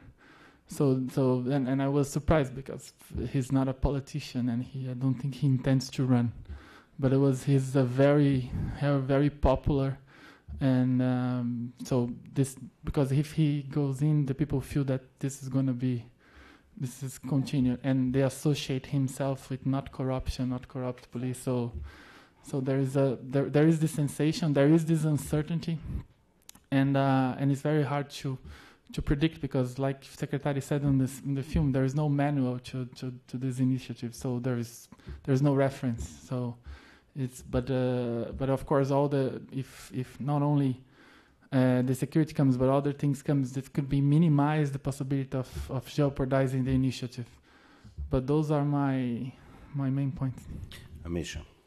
I have two. I think I agree with you on the vast majority. I don't know very much about favelas. Like I said, we're focused on entrepreneurship not on communities. But one of the things that is definitely becoming much more important for the middle classes as well as the people who live in the communities is the longo prazo. Like, how are we going to carry this on? And the biggest business, well, the biggest magazine actually in Brazil this week wrote a piece on the new UPPs, Veja. They wrote about, it's a start, it's something that we should have done probably years ago, but yeah, exactly that. It is a beginning, and how are we going to continue it? And I think the other part is something that we've seen that you mentioned, which is this fear of formalization and a general fear of government, actually, in Brazil, which whenever we talk to any entrepreneurs from any background, it's the same fear. There's a general fear of corruption. There's a fear of being thrown into prison because an employee says that you employed them wrong. There's a fear of not being formalized and having your business shut down. I mean, this is something that is transversal. It definitely appears in the UPPs as well. And I think this is really something that the government needs to begin to deal with. There's a fear of government. Government is seen as corrupt. Government is seen as something that doesn't do a good job. And for entrepreneurs in UPPs, and also other people in UPPs that just see the government as something that doesn't really help them, I think that's something that really needs to change, particularly in business policy, but also in other areas. Okay, and I would like just to disagree with something that was said here about Beltrame not being a politician. I believe that you don't take those types of positions if you don't have a political sense. And after doing what he is now implementing, obviously those are political acts, and the fact that he is seen by most people. And I would say not only in the UPPs, but generally in Rio, he's probably the most popular public figure in Rio. I think that even if he doesn't think he's a politician, he has become one. And with that, I would like to open for questions, Wes, that you hold for the mic. Let's start over there, just the gentleman. And you can direct your question to one specific person. Just make it short. Yeah, sure. My name is Christopher Johnson from the RAND Corporation. I have two questions. One for Mauricio.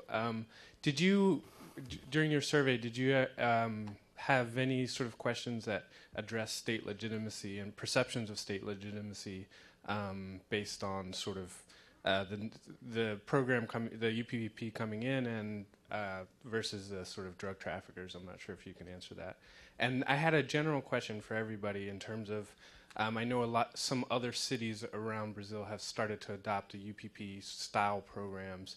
I know in Salvador, they've actually started implementing some of that stuff. And I just wanted to get a general sense if you knew sort of how the effectiveness of those types of programs, because they're not exactly the same as the UPP. They don't have the same sort of social component, even though I know in Rio that component has not been, working as planned. Thank you. I ask the same, that you make your answers concise, so we have plenty of opportunity for dialogue here. No, I didn't have a specific question about state legitimacy.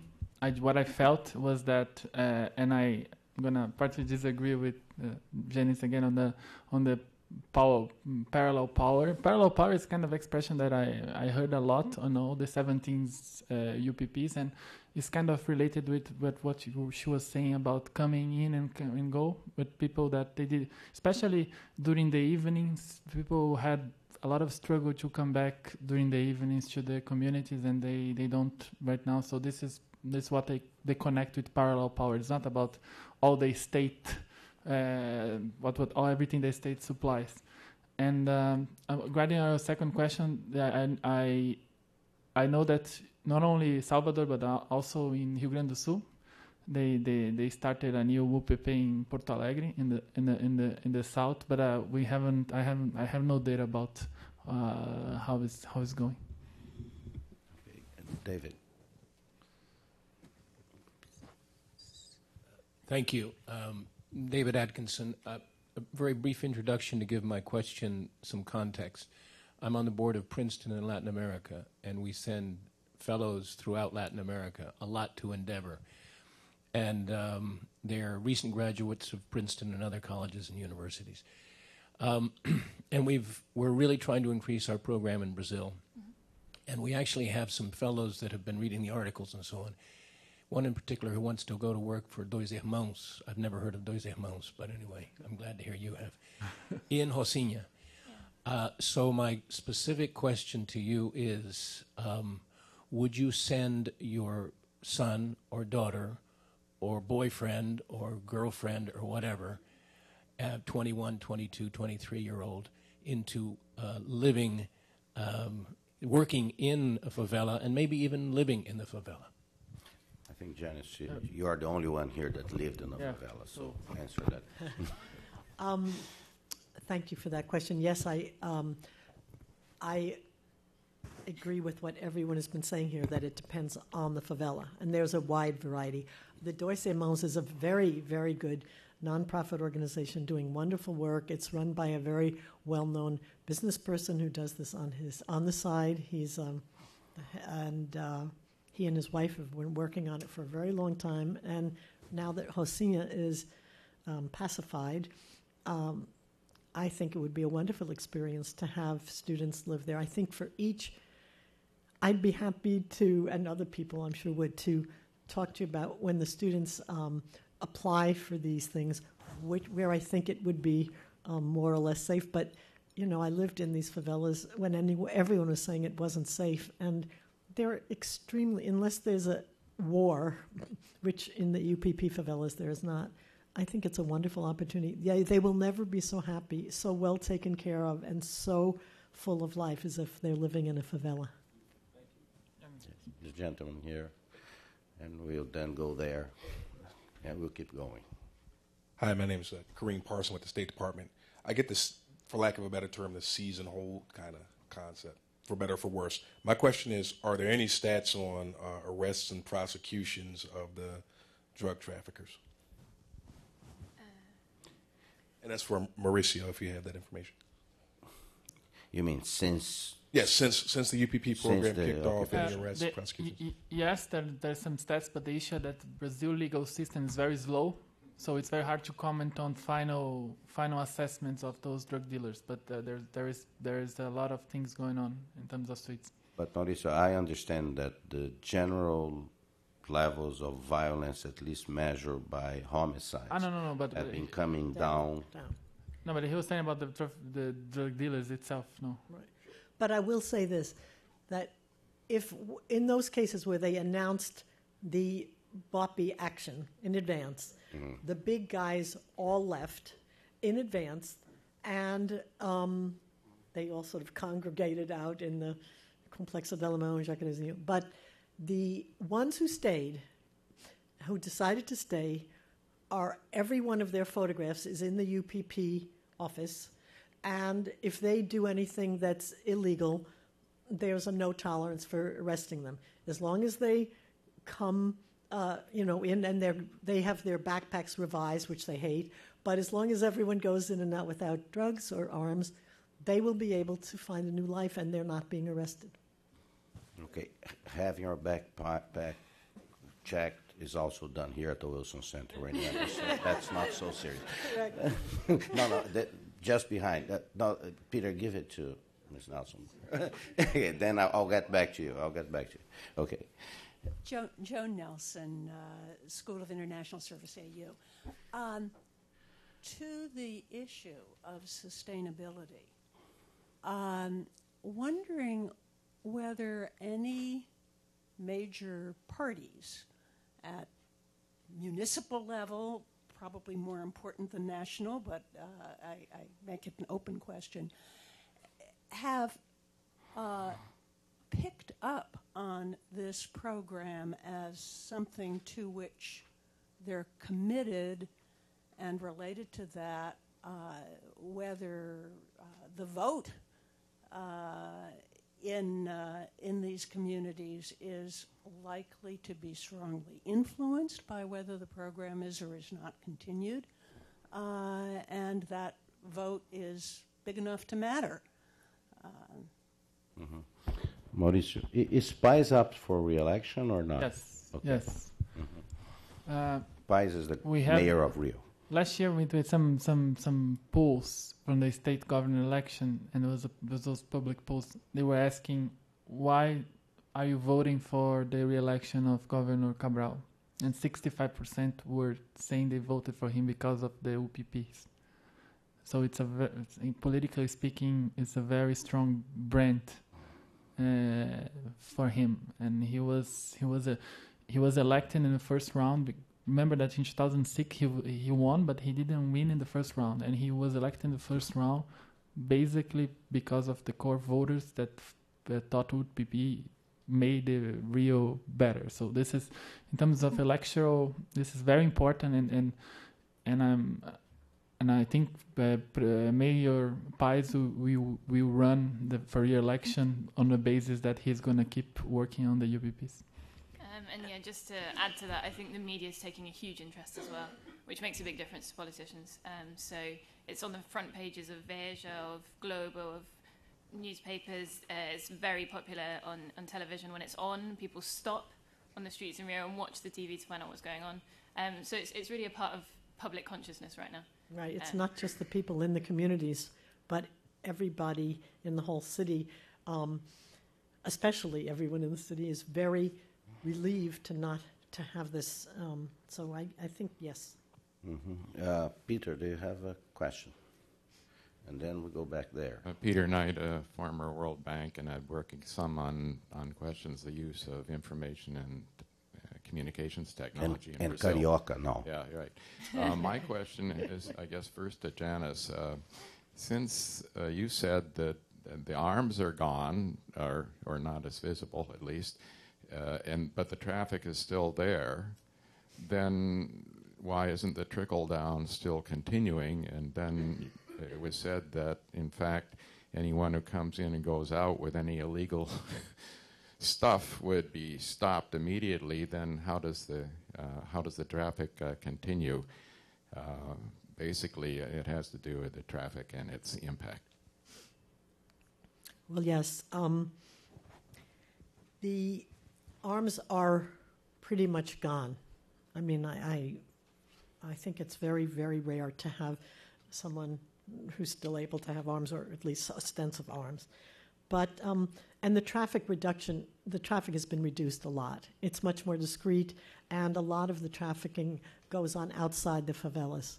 So you may pick up your product outside the favela and sell it outside the favela, so you can come in and out free. The other thing is that they're using very not everyone is revisado. They revisado people who are the young, darker-skinned males, and they don't treat them very well. But I've read in the newspaper, and this is not part of my personal research, that they find that some of these older women who are carrying their shopping in are bringing in large stacks. I mean, where there's a will, there's a way. So I don't think there's as much money coming in, but I also think there's a lot of connections still. There's the chefões de tráfico, the big drug dealers who are now living outside, still maintain extremely close contact with the people inside. Can I tell a story? I was very curious about where the traffic was, and it was at Morro dos Macacos, and I thought, let's do some anthropological thing, and I asked one of the people, like, I want to buy drugs. I was just telling him, what should I do? And then finally he came up with someone that was like very scared, etc., etc., etc. And then I kind of asked the guy that was selling drugs, what happened with the UPP? Are you still selling? And he was telling me, guys, stuff to sell here, so I have to sell outside the community, etc. And I asked him, I'm from a university, I'm doing research, but I just wanna know what your suggestion to reduce or even disappear. I know it's gonna end your business, but what else suggestion? And he said, this is never gonna disappear. And I said, why do you think it's never gonna disappear? Because there's people like you buying all the time. And that's what I wanted to stay on the subject, because there is a sense that the drug traffic happening because the favelas, the slums, the communities, whatever you call them, most of the consumption of this thing is like the United States. When you talk about the drug traffic, it always involves a Rodriguez, a Nunez, etc. But I assume that there are other people that are consuming. There are 12 to 13 million people, Americans that use this stuff regularly, and I don't think they are all Hispanics. So what is there an effect already on price? For instance, drugs in Rio, is it more expensive now because it's harder to get it? Is there any, any of you have information on this, would be very interesting. The supplier that I spoke to, he said that it's been tougher to sell, but of course he has his clients in the middle class and the Zona Sul, what they call. But he didn't quite could explain if they had any price effect. He said that he decides on price in the level of dependency. He feels that his consumption is a very dependent one. He raises the price. So that's what he told. Okay, more questions. And also the big consumption in the condominiums in the Barra de Tijuca has stayed or risen. So they're buying. Greg Scruggs with the American Planning Association. To Mr. Atkinson, I as a 20-year-old, went to Rocinha to work with Dois Irmãos and later served on the board. So I'd be happy to also talk to you about it. It's a great experience that I would recommend to your students as well. And I wanted to, I just got back last week from a year-long Fulbright period in Rio, researching many of these issues from an urban planning perspective. And it's great to go all the way to Washington to hear some criticism because the media echo chamber in Rio is very pro-UPP. So I appreciate very much Dr. Perlman's comments. Especially the distinction of UPP and UPP social. I was interning there for a while, but jumped ship because it really didn't seem to be accomplishing much. They changed their name, actually. It's still UPP, but it now stands for Public Policy Units because they were getting a lot of criticism. They were having trouble working in the communities where they were being identified with the UPP police and trying to conduct social programs. And my question, though, is for Dr. Moura, that I heard many anecdotal concerns of increases in property crime, petty theft, domestic violence, the kinds of activities that were, whether you call it a poder paralelo or not, were generally not permitted in communities before UPP. And did your survey cover those questions as well, and what did you find? No, I didn't, but there's a special reason to that. It's very hard to interview people about those sexual violence and domestic. First of all, they don't answer. And second of all, I lose all the honesty from the other questions that I asked. So this is a very touchy, so we decided to take it out. More question? Teresa.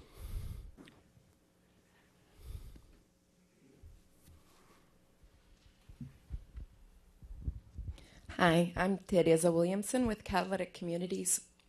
We run Rio on Watch, which is a community news site from the favelas in Rio. And so we've been watching very closely the way communities are experiencing all the different public policies across the board, including the UPPs. I just wanted to comment that specifically on the UPP Social, because Ricardo Henriques has expressed that the formalization of utilities and services and the titling are part of UPP Social. And what we've seen recently, especially with Vidigal and Rocinha, is that the formalization and the titling come first, and then the social programs, which may or may not come, are programmed for whenever. And so we're already seeing people selling out very quickly because they can't afford to stay. 35% of people in Rocinha are renters, and so rents are going up. So very quickly we're seeing this mass potential very quick gentrification. I think it's very important with these policies, all of them, any of them, to think about who the real beneficiaries are, who we really intend to benefit. Are these programs really intended for residents? Because all the indicators, as far as we can see, is that they're not actually intended for the middle class areas surrounding them, for real estate developers, for certain interests. The mayor's top 10 donors were real estate developers. The newspapers, the major advertisers are real estate developers. So ultimately, who are these policies really meant for? I guess I'm putting this question just out there. It's more of a comment, but just in terms of where people are going, we're seeing people going essentially to the far west zone, which is much further, in fact, than City of God, which Mauricio commented is an area that has lower employment because there's less access. Imagine double that distance west. It's also militia-controlled areas, very violent militias, where people's rights are constrained. We know of somebody who spoke to a journalist and was murdered. And then people are also being sent north into the Baixada Fluminense. People are going east, which is also where a lot of the drug traffickers that escape are going. So essentially, are we just pushing the lower-income residents of the favelas north and west and east so that they don't have access to the city? And are we just ultimately going to increase inequality in a city where inequality has been stayed the same for almost 2 decades, despite Bolsa Familia, et cetera, bringing the national average down? So just wanted to put that out there. Thank you. Thank you, Teresa. If you may comment, or we can continue with questions. Well, I just wanted to say one thing. Great to see you here. I think if you don't know Teresa Williamson, you should, because she's been doing wonderful work in Rio for many, many years on the fighting the good fight. I would say that there are some articles coming out now that are showing this very clearly, and they're showing it as if it were a plus, but they're showing how much the increase in the clientele for payers of light and payers of water and for all the real estate agencies and all the everything, and what a great boon this is. So what you're saying is the other side of that there is already this gentrification, and that the people who are very happy to have their neighborhoods have rise in land values are, especially, for example, in the case of Alto Leme in Chapéu Mangueira, Babilônia, they're trying very hard to resist gentrification. And Dona Priscila, the head of the Residents Association, and all the members are trying to make an accordo that they will not rent or sell to anybody outside the community or who isn't a direct relative. And they're trying to hold the fort so that they can be part of this increase. So we'll see if they do it. What I saw on the communities regarding about properties, there's a lot of pressure because of the rents are going higher because of the UPPs. People are trying to build in vertical construction that's kind of very dangerous so I think this is a very critical issue, how they're going to manage this increase in cost of living given the UPPs, and what will happen with those people. I think this is, like you said, I think it's a critical moving forward point, and it's not easy at all. And to add to that, I think political pressure is really not coming from the UPPs. Political pressure on politicians is coming from the surrounding areas. In my opinion, most of the policy is going to be focused on making the area better as a whole, rather than necessarily focused on the UPPs. And our particular part, which is on entrepreneurship, obviously we have an audience, which are the people that live there. But we're a part of programs that are beginning to enter. As an NGO, we know a lot of other NGOs that are beginning to enter to provide different programs. So Afro Hege, for example, is growing a lot in the UPPs. More NGOs who are focused on the actual community are going to enter, but the political pressure as a whole has a slightly different sort of purpose. Yes. Dana Van Brandt from the State Department. I'm interested in the impact of all of this on more broad migration patterns, and whether the changing situation in the favelas is increasing rural to urban migration yet, whether gentrification is pushing people out. Are entrepreneurs who do find success staying, or are they catching the first bus out when they can afford it? I can say that the UPP is, as far as I know, nor has any other public program, as far as I know, ever increased in migration to a city because of a public program. I think there's a very widespread fear of providing housing for low-income people, of providing peace for low-income, that says, oh, more and more people are going to come.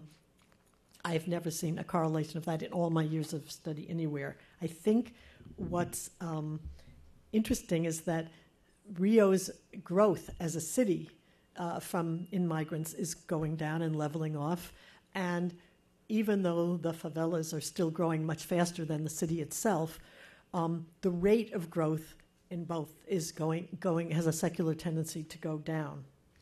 I heard a lot in those communities, and you were saying that some people are going west. That's true, but I heard, and I don't have the data to address that, but I heard that also many people are considering go back to the northeast and the north, and especially the old generation. I had a lot of discussions with people that, for the first time in 30 years, I consider going back, and et cetera, et cetera. So I had these conversations, but I don't have the data to support them. I just want to add one sentence. In my study, I spent 8 months traveling around the country, finding the people who had gone back to the places they were from, some of them in the old generation. And they were going back because they were afraid of the violence. And almost none of them were able to stay. Most of them had to come back to a favela in a worse location, in a worse favela, because the conditions for surviving and earning anything in their places of origin were much, much worse. So it only a very few managed, who had a strong base of family with employment or running a business outside, were able to stay. No, Mauricio and Janice, you can explain this a little bit more. Going to the north here or to the areas, what are you talking about within Rio? No, she was asking about the north of the country. The north of the country, the return. Or back to Minas, or back to any part of the countryside. I believe there has been some movement.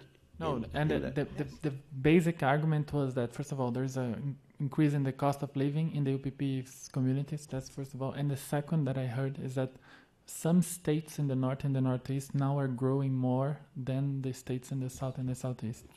So they feel that they have opportunities to go back there and do something that they didn't have 30, 20 years ago. That was the rationale. I don't know if that's going to work or not, but this was the rationale.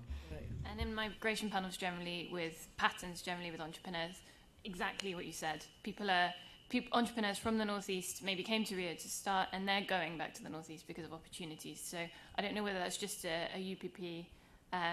Obviously, there's a specific thing within the UPPs which is pushing people out, but I don't know whether that's just a general trend in Brazil as well. And the last thing was that our entrepreneurs that come from these communities, it very much depends on them whether they move out or not. Some of their families stay.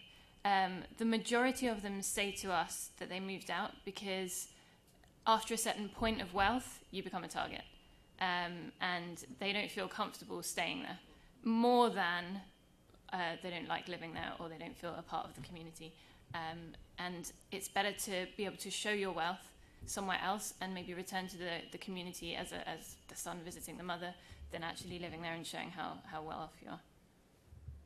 I had some interesting cases. It was a very small percentage, but people that went to the northeast got the Bolsa Familia and then came back to Rio, so just to increase the income. Mm-hmm. Yes, here in the center.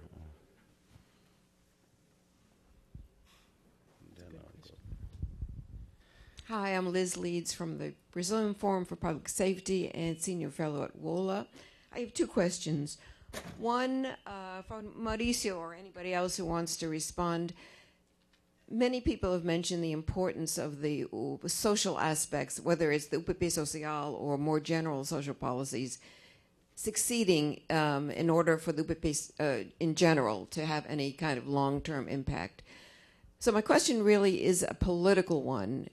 After the UPP Social was transferred for political reasons from the state to the municipio, it seems to have caused something of a slowdown in the rate and the rhythm of the UPP Social, because so many people have mentioned this, including Beltrami a few months ago, ranted in public, if we don't have this public support, the UPP will not work. So my question is, what is the connection, the coordination between the state and the municipio regarding the UPPs? And is it a problem to have it in the municipio rather than the state? So why, given the importance that everybody attributes to the social aspects, why isn't it going forward? And my second question is to Amisha about the entrepreneur program. Nowhere in your presentation did I note a concern with the impact on the community the social and economic impact on the community of these programs. It was very geared to individual entrepreneurs. And so I wanted to ask if this is a concern, the more wide community impact socially and economically of your program. Well, I would say that, well, if anybody doesn't know Liz Leeds, you should. She's one of the great pioneers in this field and this research and continues to do path-breaking work. Thanks for your question, Liz. I think it was an absolute disaster to transfer the UPP Social from the state to the Instituto Pereira Passos, and I think there's a wide agreement about that. It was a very unfortunate compromise that certain people had to make to make the alliances, political and party alliances, to be able to be reelected. And I do not think, as far as I can see, that there is any good coordination between the city and state levels. One of the terrible things is that I would say in all my years of studying Rio and studying programs, this is the first time that there was a coordination of the city and state and federal party alliances so that a big program like this could go forward without each of them stabbing the other in the back because they were hoping to be the next president. So it was a very exciting moment, plus all these big events coming up. And the original place that the UPP Social was born was the State Agency for Social Assistance and Human Rights. And the Ricardo Enriquez created the best team I have ever seen in any government agency of people who, he had 6 subsecretaries, each of whom was brilliant, was known to be kind of above party politics, had been working for many, many years and decades in this area. And they were so excited. They were giving up other jobs like crazy, and you know who they are. And these people worked for a year to do baseline research, to do anthropological, qualitative research, além surveys, because people are more honest if you're doing a qualitative, open-ended thing. They had made a very careful plan of how to do this. They had wonderful ideas. They had a consultative process. And that was completely interrupted when they went to the city level. One, because the city level doesn't have the money to keep the whole team together, so the team was dispersed. 2, because Instituto Pereira Passos doesn't have the power. It's a planning and information agency, not an implementation agency. And 3, because the entire the UPP Social did not leave the state level. So the conflict between who owns it and whose mark it is, whose brand, has led to a kind of not only a slowdown, but almost a paralysis in terms of implementation. And the bottom line where we've ended up is, so in the places that supposedly have UPP Social, which I visit all the time, these poor people who wanted to do fantastic work are reduced to being like coordinating information centers where say what existing programs there are that people can access. And one of the worst things, for those people who asked about the entrance of social services and especially job training, I think one thing that could be done in policy that would be fantastic was that when a job training program does open somewhere, like a FITECI or anything, what's happening is that most of the people who are taking advantage of it are people in the asfalto, because they know about it, they know that they need their courses, lots of courses gearing up to the Olympics and the World Cup, language courses, hoteleria, cooking, sweets. And first of all, no one's going up into the favela and saying, hey, everyone, there's this course, come down, you can do it, even if you didn't finish high school, we'll have a supplementary course to get you into the... Nothing. So the people around the base of the community who already have access to all these things are taking up all the spaces, and it's a very easy thing to undo, and it's very... well,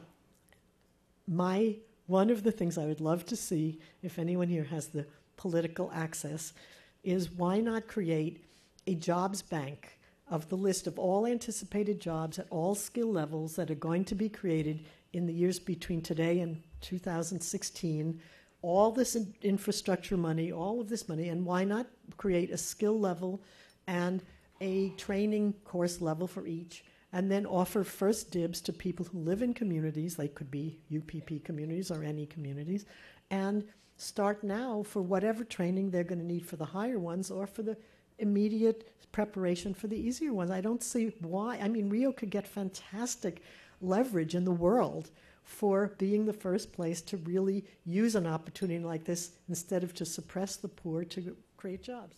And I think that is shown very clear on the survey, the people willing to take job training.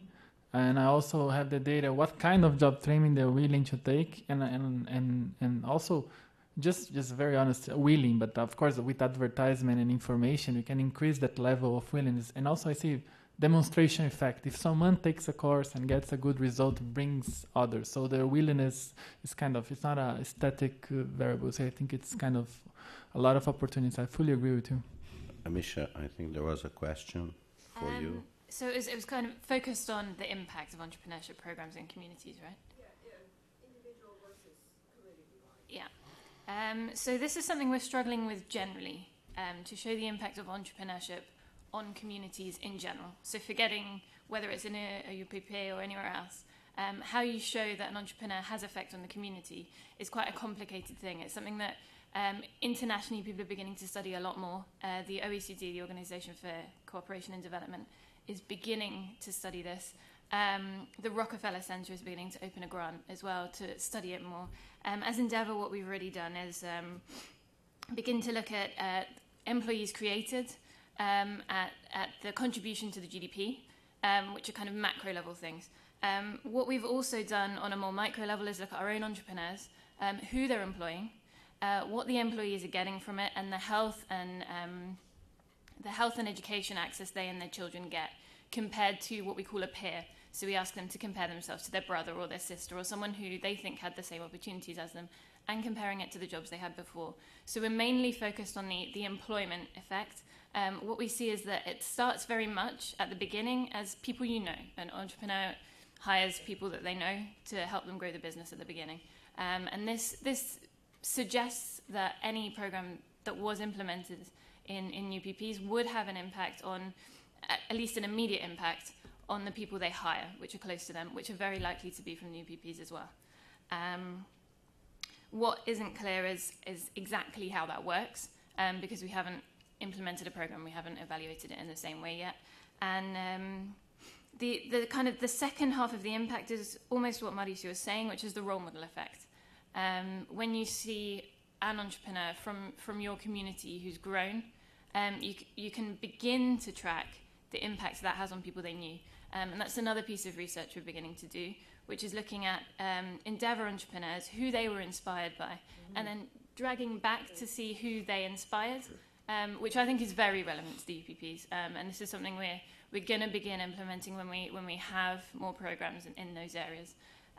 But yeah, right now, I think, as far as I'm aware, some of the best research so far has come from Mauricio's survey about the UPPs, and there's just a general lack of data right now. So I can't speak with any authority on what we see the impact as being yet.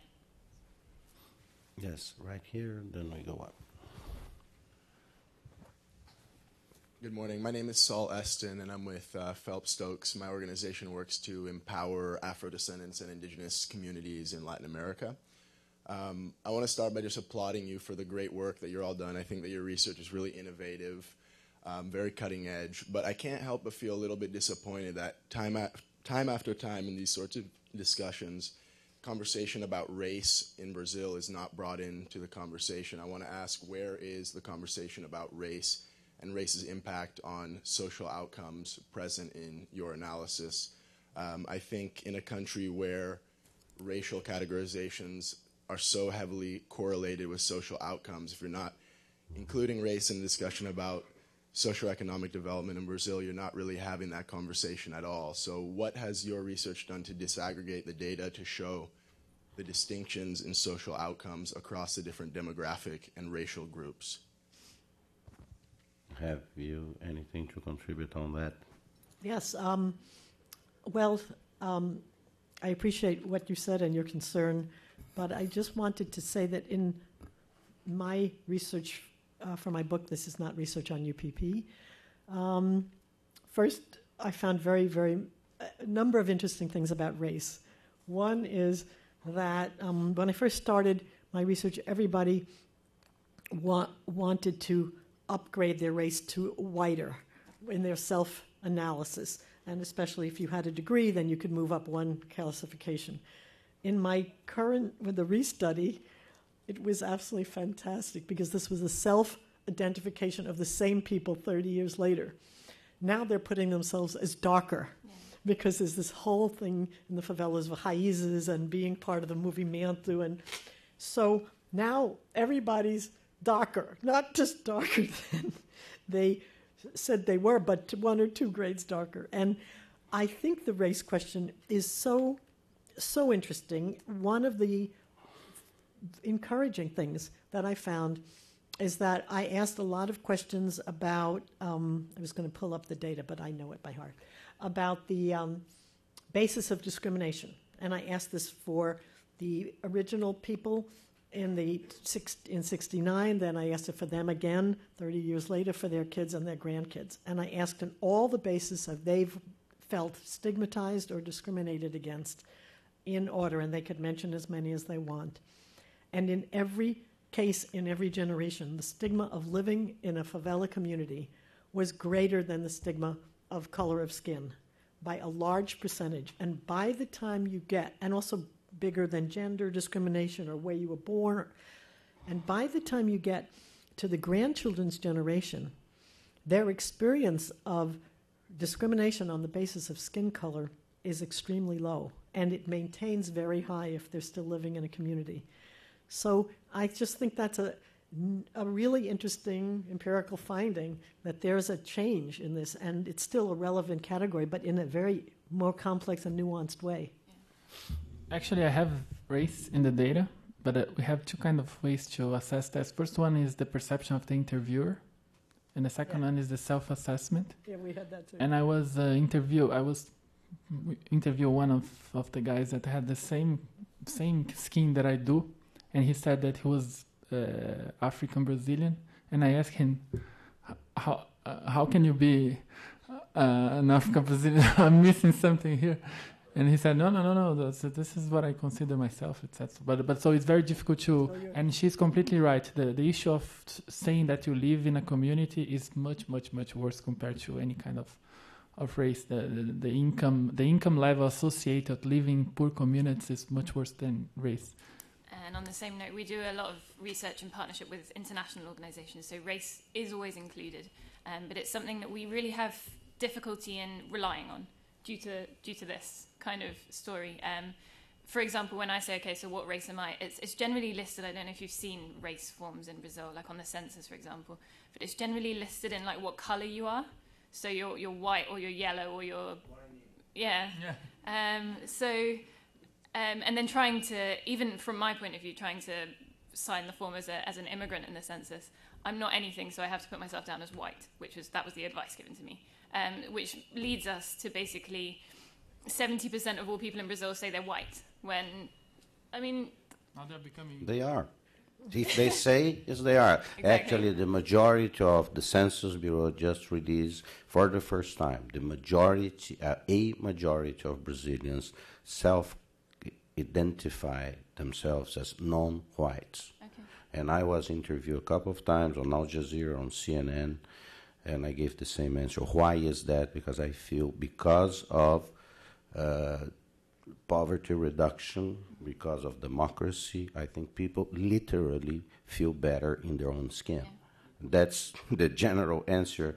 And I always, this issue, and you know Brazil, I always find very difficult to apply the race debate in the United States to Brazil.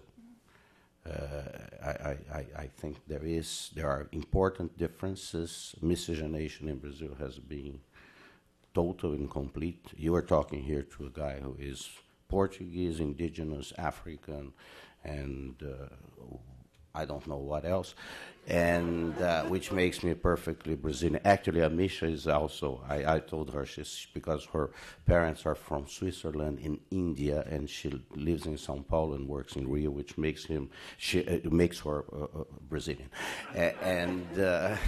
Just a couple more questions, and I'll collect a couple, and then we will have to close.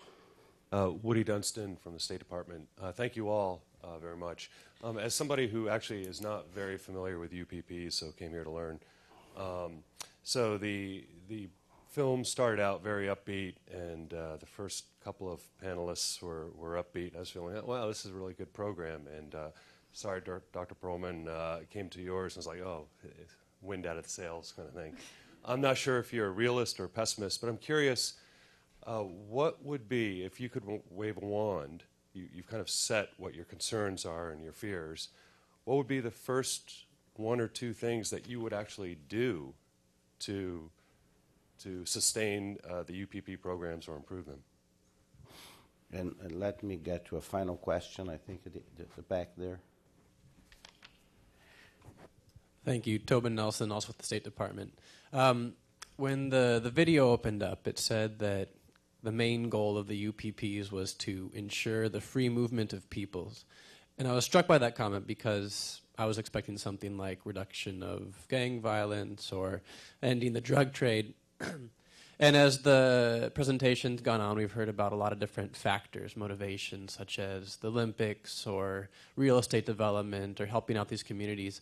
So I'm curious if you feel there's a single factor that's really driven this strategy, or if it's more of a kind of a multi-sectoral solution that simply appeals to a wide constituency. Thanks. This would be the final round, so Janice, why don't you start and then we go to... Okay, could you just repeat the very end of that last question?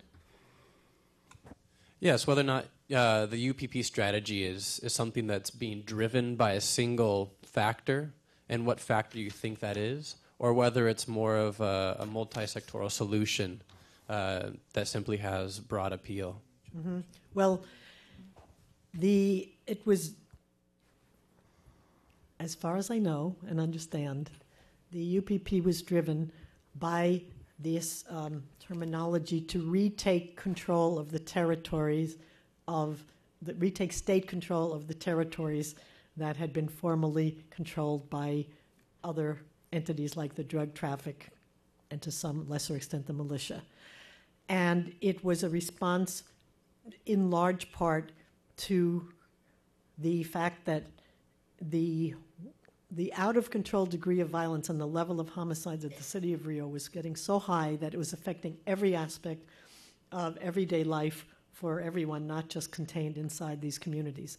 And Cabral ran his first campaign on the platform of zero tolerance for crime and violence and taking back control. And before he was even inaugurated, there was a huge reaction from the drug gangs. So they shot into the government buildings, they burned buses. I mean, people did not want him to take office. And in a way, this political configuration has led to a very bold and very, I think, promising response, which is you can't really do any public works or have services or jobs or training as long as no one can come in and exit freely into these communities. So I'm not opposed to that at all. I think it's been an enormous step in the right direction. For its sustainability and for it to be successful, that goes to Woody's question, which is, I think the first thing would have to be a very strong understanding of how this program could continue after it's no longer expedient from the television cameras of the world, and what's going to happen to these communities. I mean, the first concern is what's going to happen after these leave, and that's from the interviews. I've read a very nice study that was done by Sesky on the point of view of the UPP police, and they're worried because they want to make this their career. The ones who like it want to know that this is a career path for them. And the people in the communities want to know that they're not going to be killed when the traffic comes back because they were friendly to the UPP or took a course or played soccer with them. They don't want their kids to play soccer with them because they're afraid that there are going to be reprisals and probably death. So I think there has to be some kind of security that with the new elections and the whole not invented here, this was the other, that this program will continue, and I don't know how to do that. And I think the same way for a land tenure. If they're going to give land tenure, they better not give it the way it was given before, because I know many favelas that have been given land tenure many times, and when it's expedient, that land tenure disappears and they're expelled. So those are the two, and then the third one would be what I said about if they can provide jobs and employment and pathways to employment, if they go to every young person who's a neng and make sure that they're engaged in some pathway to education or jobs, that would be what I would do. Commissioner Mauricio, do you have any final? Okay, I'll go first so Mauricio can wrap up. I think the UPP strategy is driven by a lot of different things, to be honest. I think it started very much as a political movement to bring peace to the city. I think it was heavily pushed by the Olympics. But I think there are a lot of actors who have interest in it. So even from a business potential, businesses have interest in it. From an NGO idea, NGOs want to get into these places. They want to be able to start working safely. I know that we definitely would never have sent anyone into the UPPs before they were pacified, and now it's something that we can begin to think about working with people who actually have been working with the communities before, which is it's opening up a wealth of opportunities, I think, for a wealth of different actors to get in and to start working. And I'm by no means saying it's perfect, and I'm not saying that anything has happened that isn't a first step. I think everyone sees it as a first step, and is looking at ways to work within it, which is probably why I'm a little bit more optimistic, because I hope that I can see things moving forward from this base step. So for entrepreneurs, for example, I think this is one of the first times that we can begin working with other organizations in the field. So Sebrai, Empresas Bacanas, who have been in some of the communities for a long time, other actors who, like Afrorege, who are one of our partners, who work from a completely different point of view already within communities. I think it's just a huge opportunity to begin to bring more options to these people. And that's why I'm optimistic, and that's why I think we can begin to start moving forward on programs like entrepreneurship, programs like employment, programs like a wealth of different programs, health, sanitation, there was just fear to enter these places before. So I think that's a driving factor for us, at least.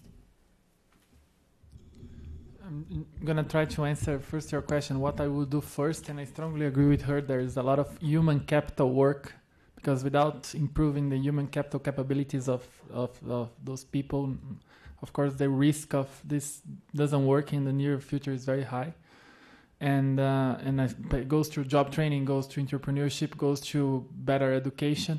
And from what I saw, there is a lot of water sanitation work to be done, because that reflects in the daily health of the children, the daily health of the workers. So I think this is a lot of positive. And it was very hard to do those works under the drug dealers' control, because, you are an engineer, how can you go operate any kind of sanitation between drug dealers and militia? So that's a lot of things to do. Just one comment on Janice. One variable that is key about people getting word about drug dealers coming back is the time that UPP was installed. Longer the UPP is installed, safer they feel, and less likely they're concerned that the drug dealers are coming back. Because it's going to be a huge cost for a drug dealer to come back after, for example, in Dona Marta and Cidade de Deus, after 1 year and a half of UPP, that 1 year and a half going back and forth, people enjoy this. So it's going to be they're less concerned. People that have short-term memory about the drug dealers are, of course, more concerned and feel less safer with the UPP. So that's my main point. But just to wrap up, my experience was that I see a lot of bad things in terms of living conditions on all those 17. Each one has its own characteristics, each one has its own. But the key is to integrate more and more those communities in every single aspect, in the health and education, in the infrastructure, in the possibility. So more integration. And I think the security, the UPP is just one part of the integration. Is the security integration, but there's a lot of things to be done, I'd say. But I would work focusing on the human capital aspect, that's what's going to move forward that experience. Can I just say that one phrase, I think that the discourse has been the wonderful thing about increasing the consumer base because of this program, increasing the producer and worker base, increasing the citizenship base. But the thing that I think, and it responds to what both of you have been saying, increase the base of intellectual capital. I think the brilliance of the people who have managed to survive in these communities and are absolutely incredibly intelligent is needed to solve the problems of the whole city.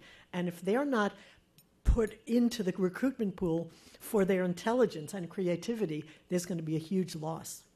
Yeah, but that's the challenge for Brazil, actually. Human capital, improvement of human capital, I think, is the key challenge as the country emerges. I am very happy that we were able to have a discussion that presents the issue in its complexity.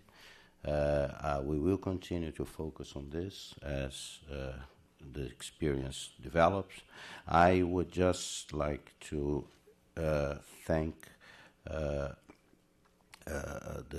participant, Janice and Misha and Mauricio, for their contributions. Thank you very much for your participation. Just end on a note. It was 43 years ago today that the state of siege was declared in Brazil. I remember I was in a newsroom at Veja magazine at 8 o'clock in the evening, December 13th. And after that, I was a freshman in college. And after that, we were told year after year after year, all the things that were impossible in Brazil, including democracy, including economic stabilization, including poverty reduction, etc. So I would like to end this discussion reminding you that Brazil has been able to demonstrate that it can do things that in difficult times are seen as impossible or unreachable. And I hope that this experience is just one more example, becomes one more example of that, because this is the essential one. This deals with the people.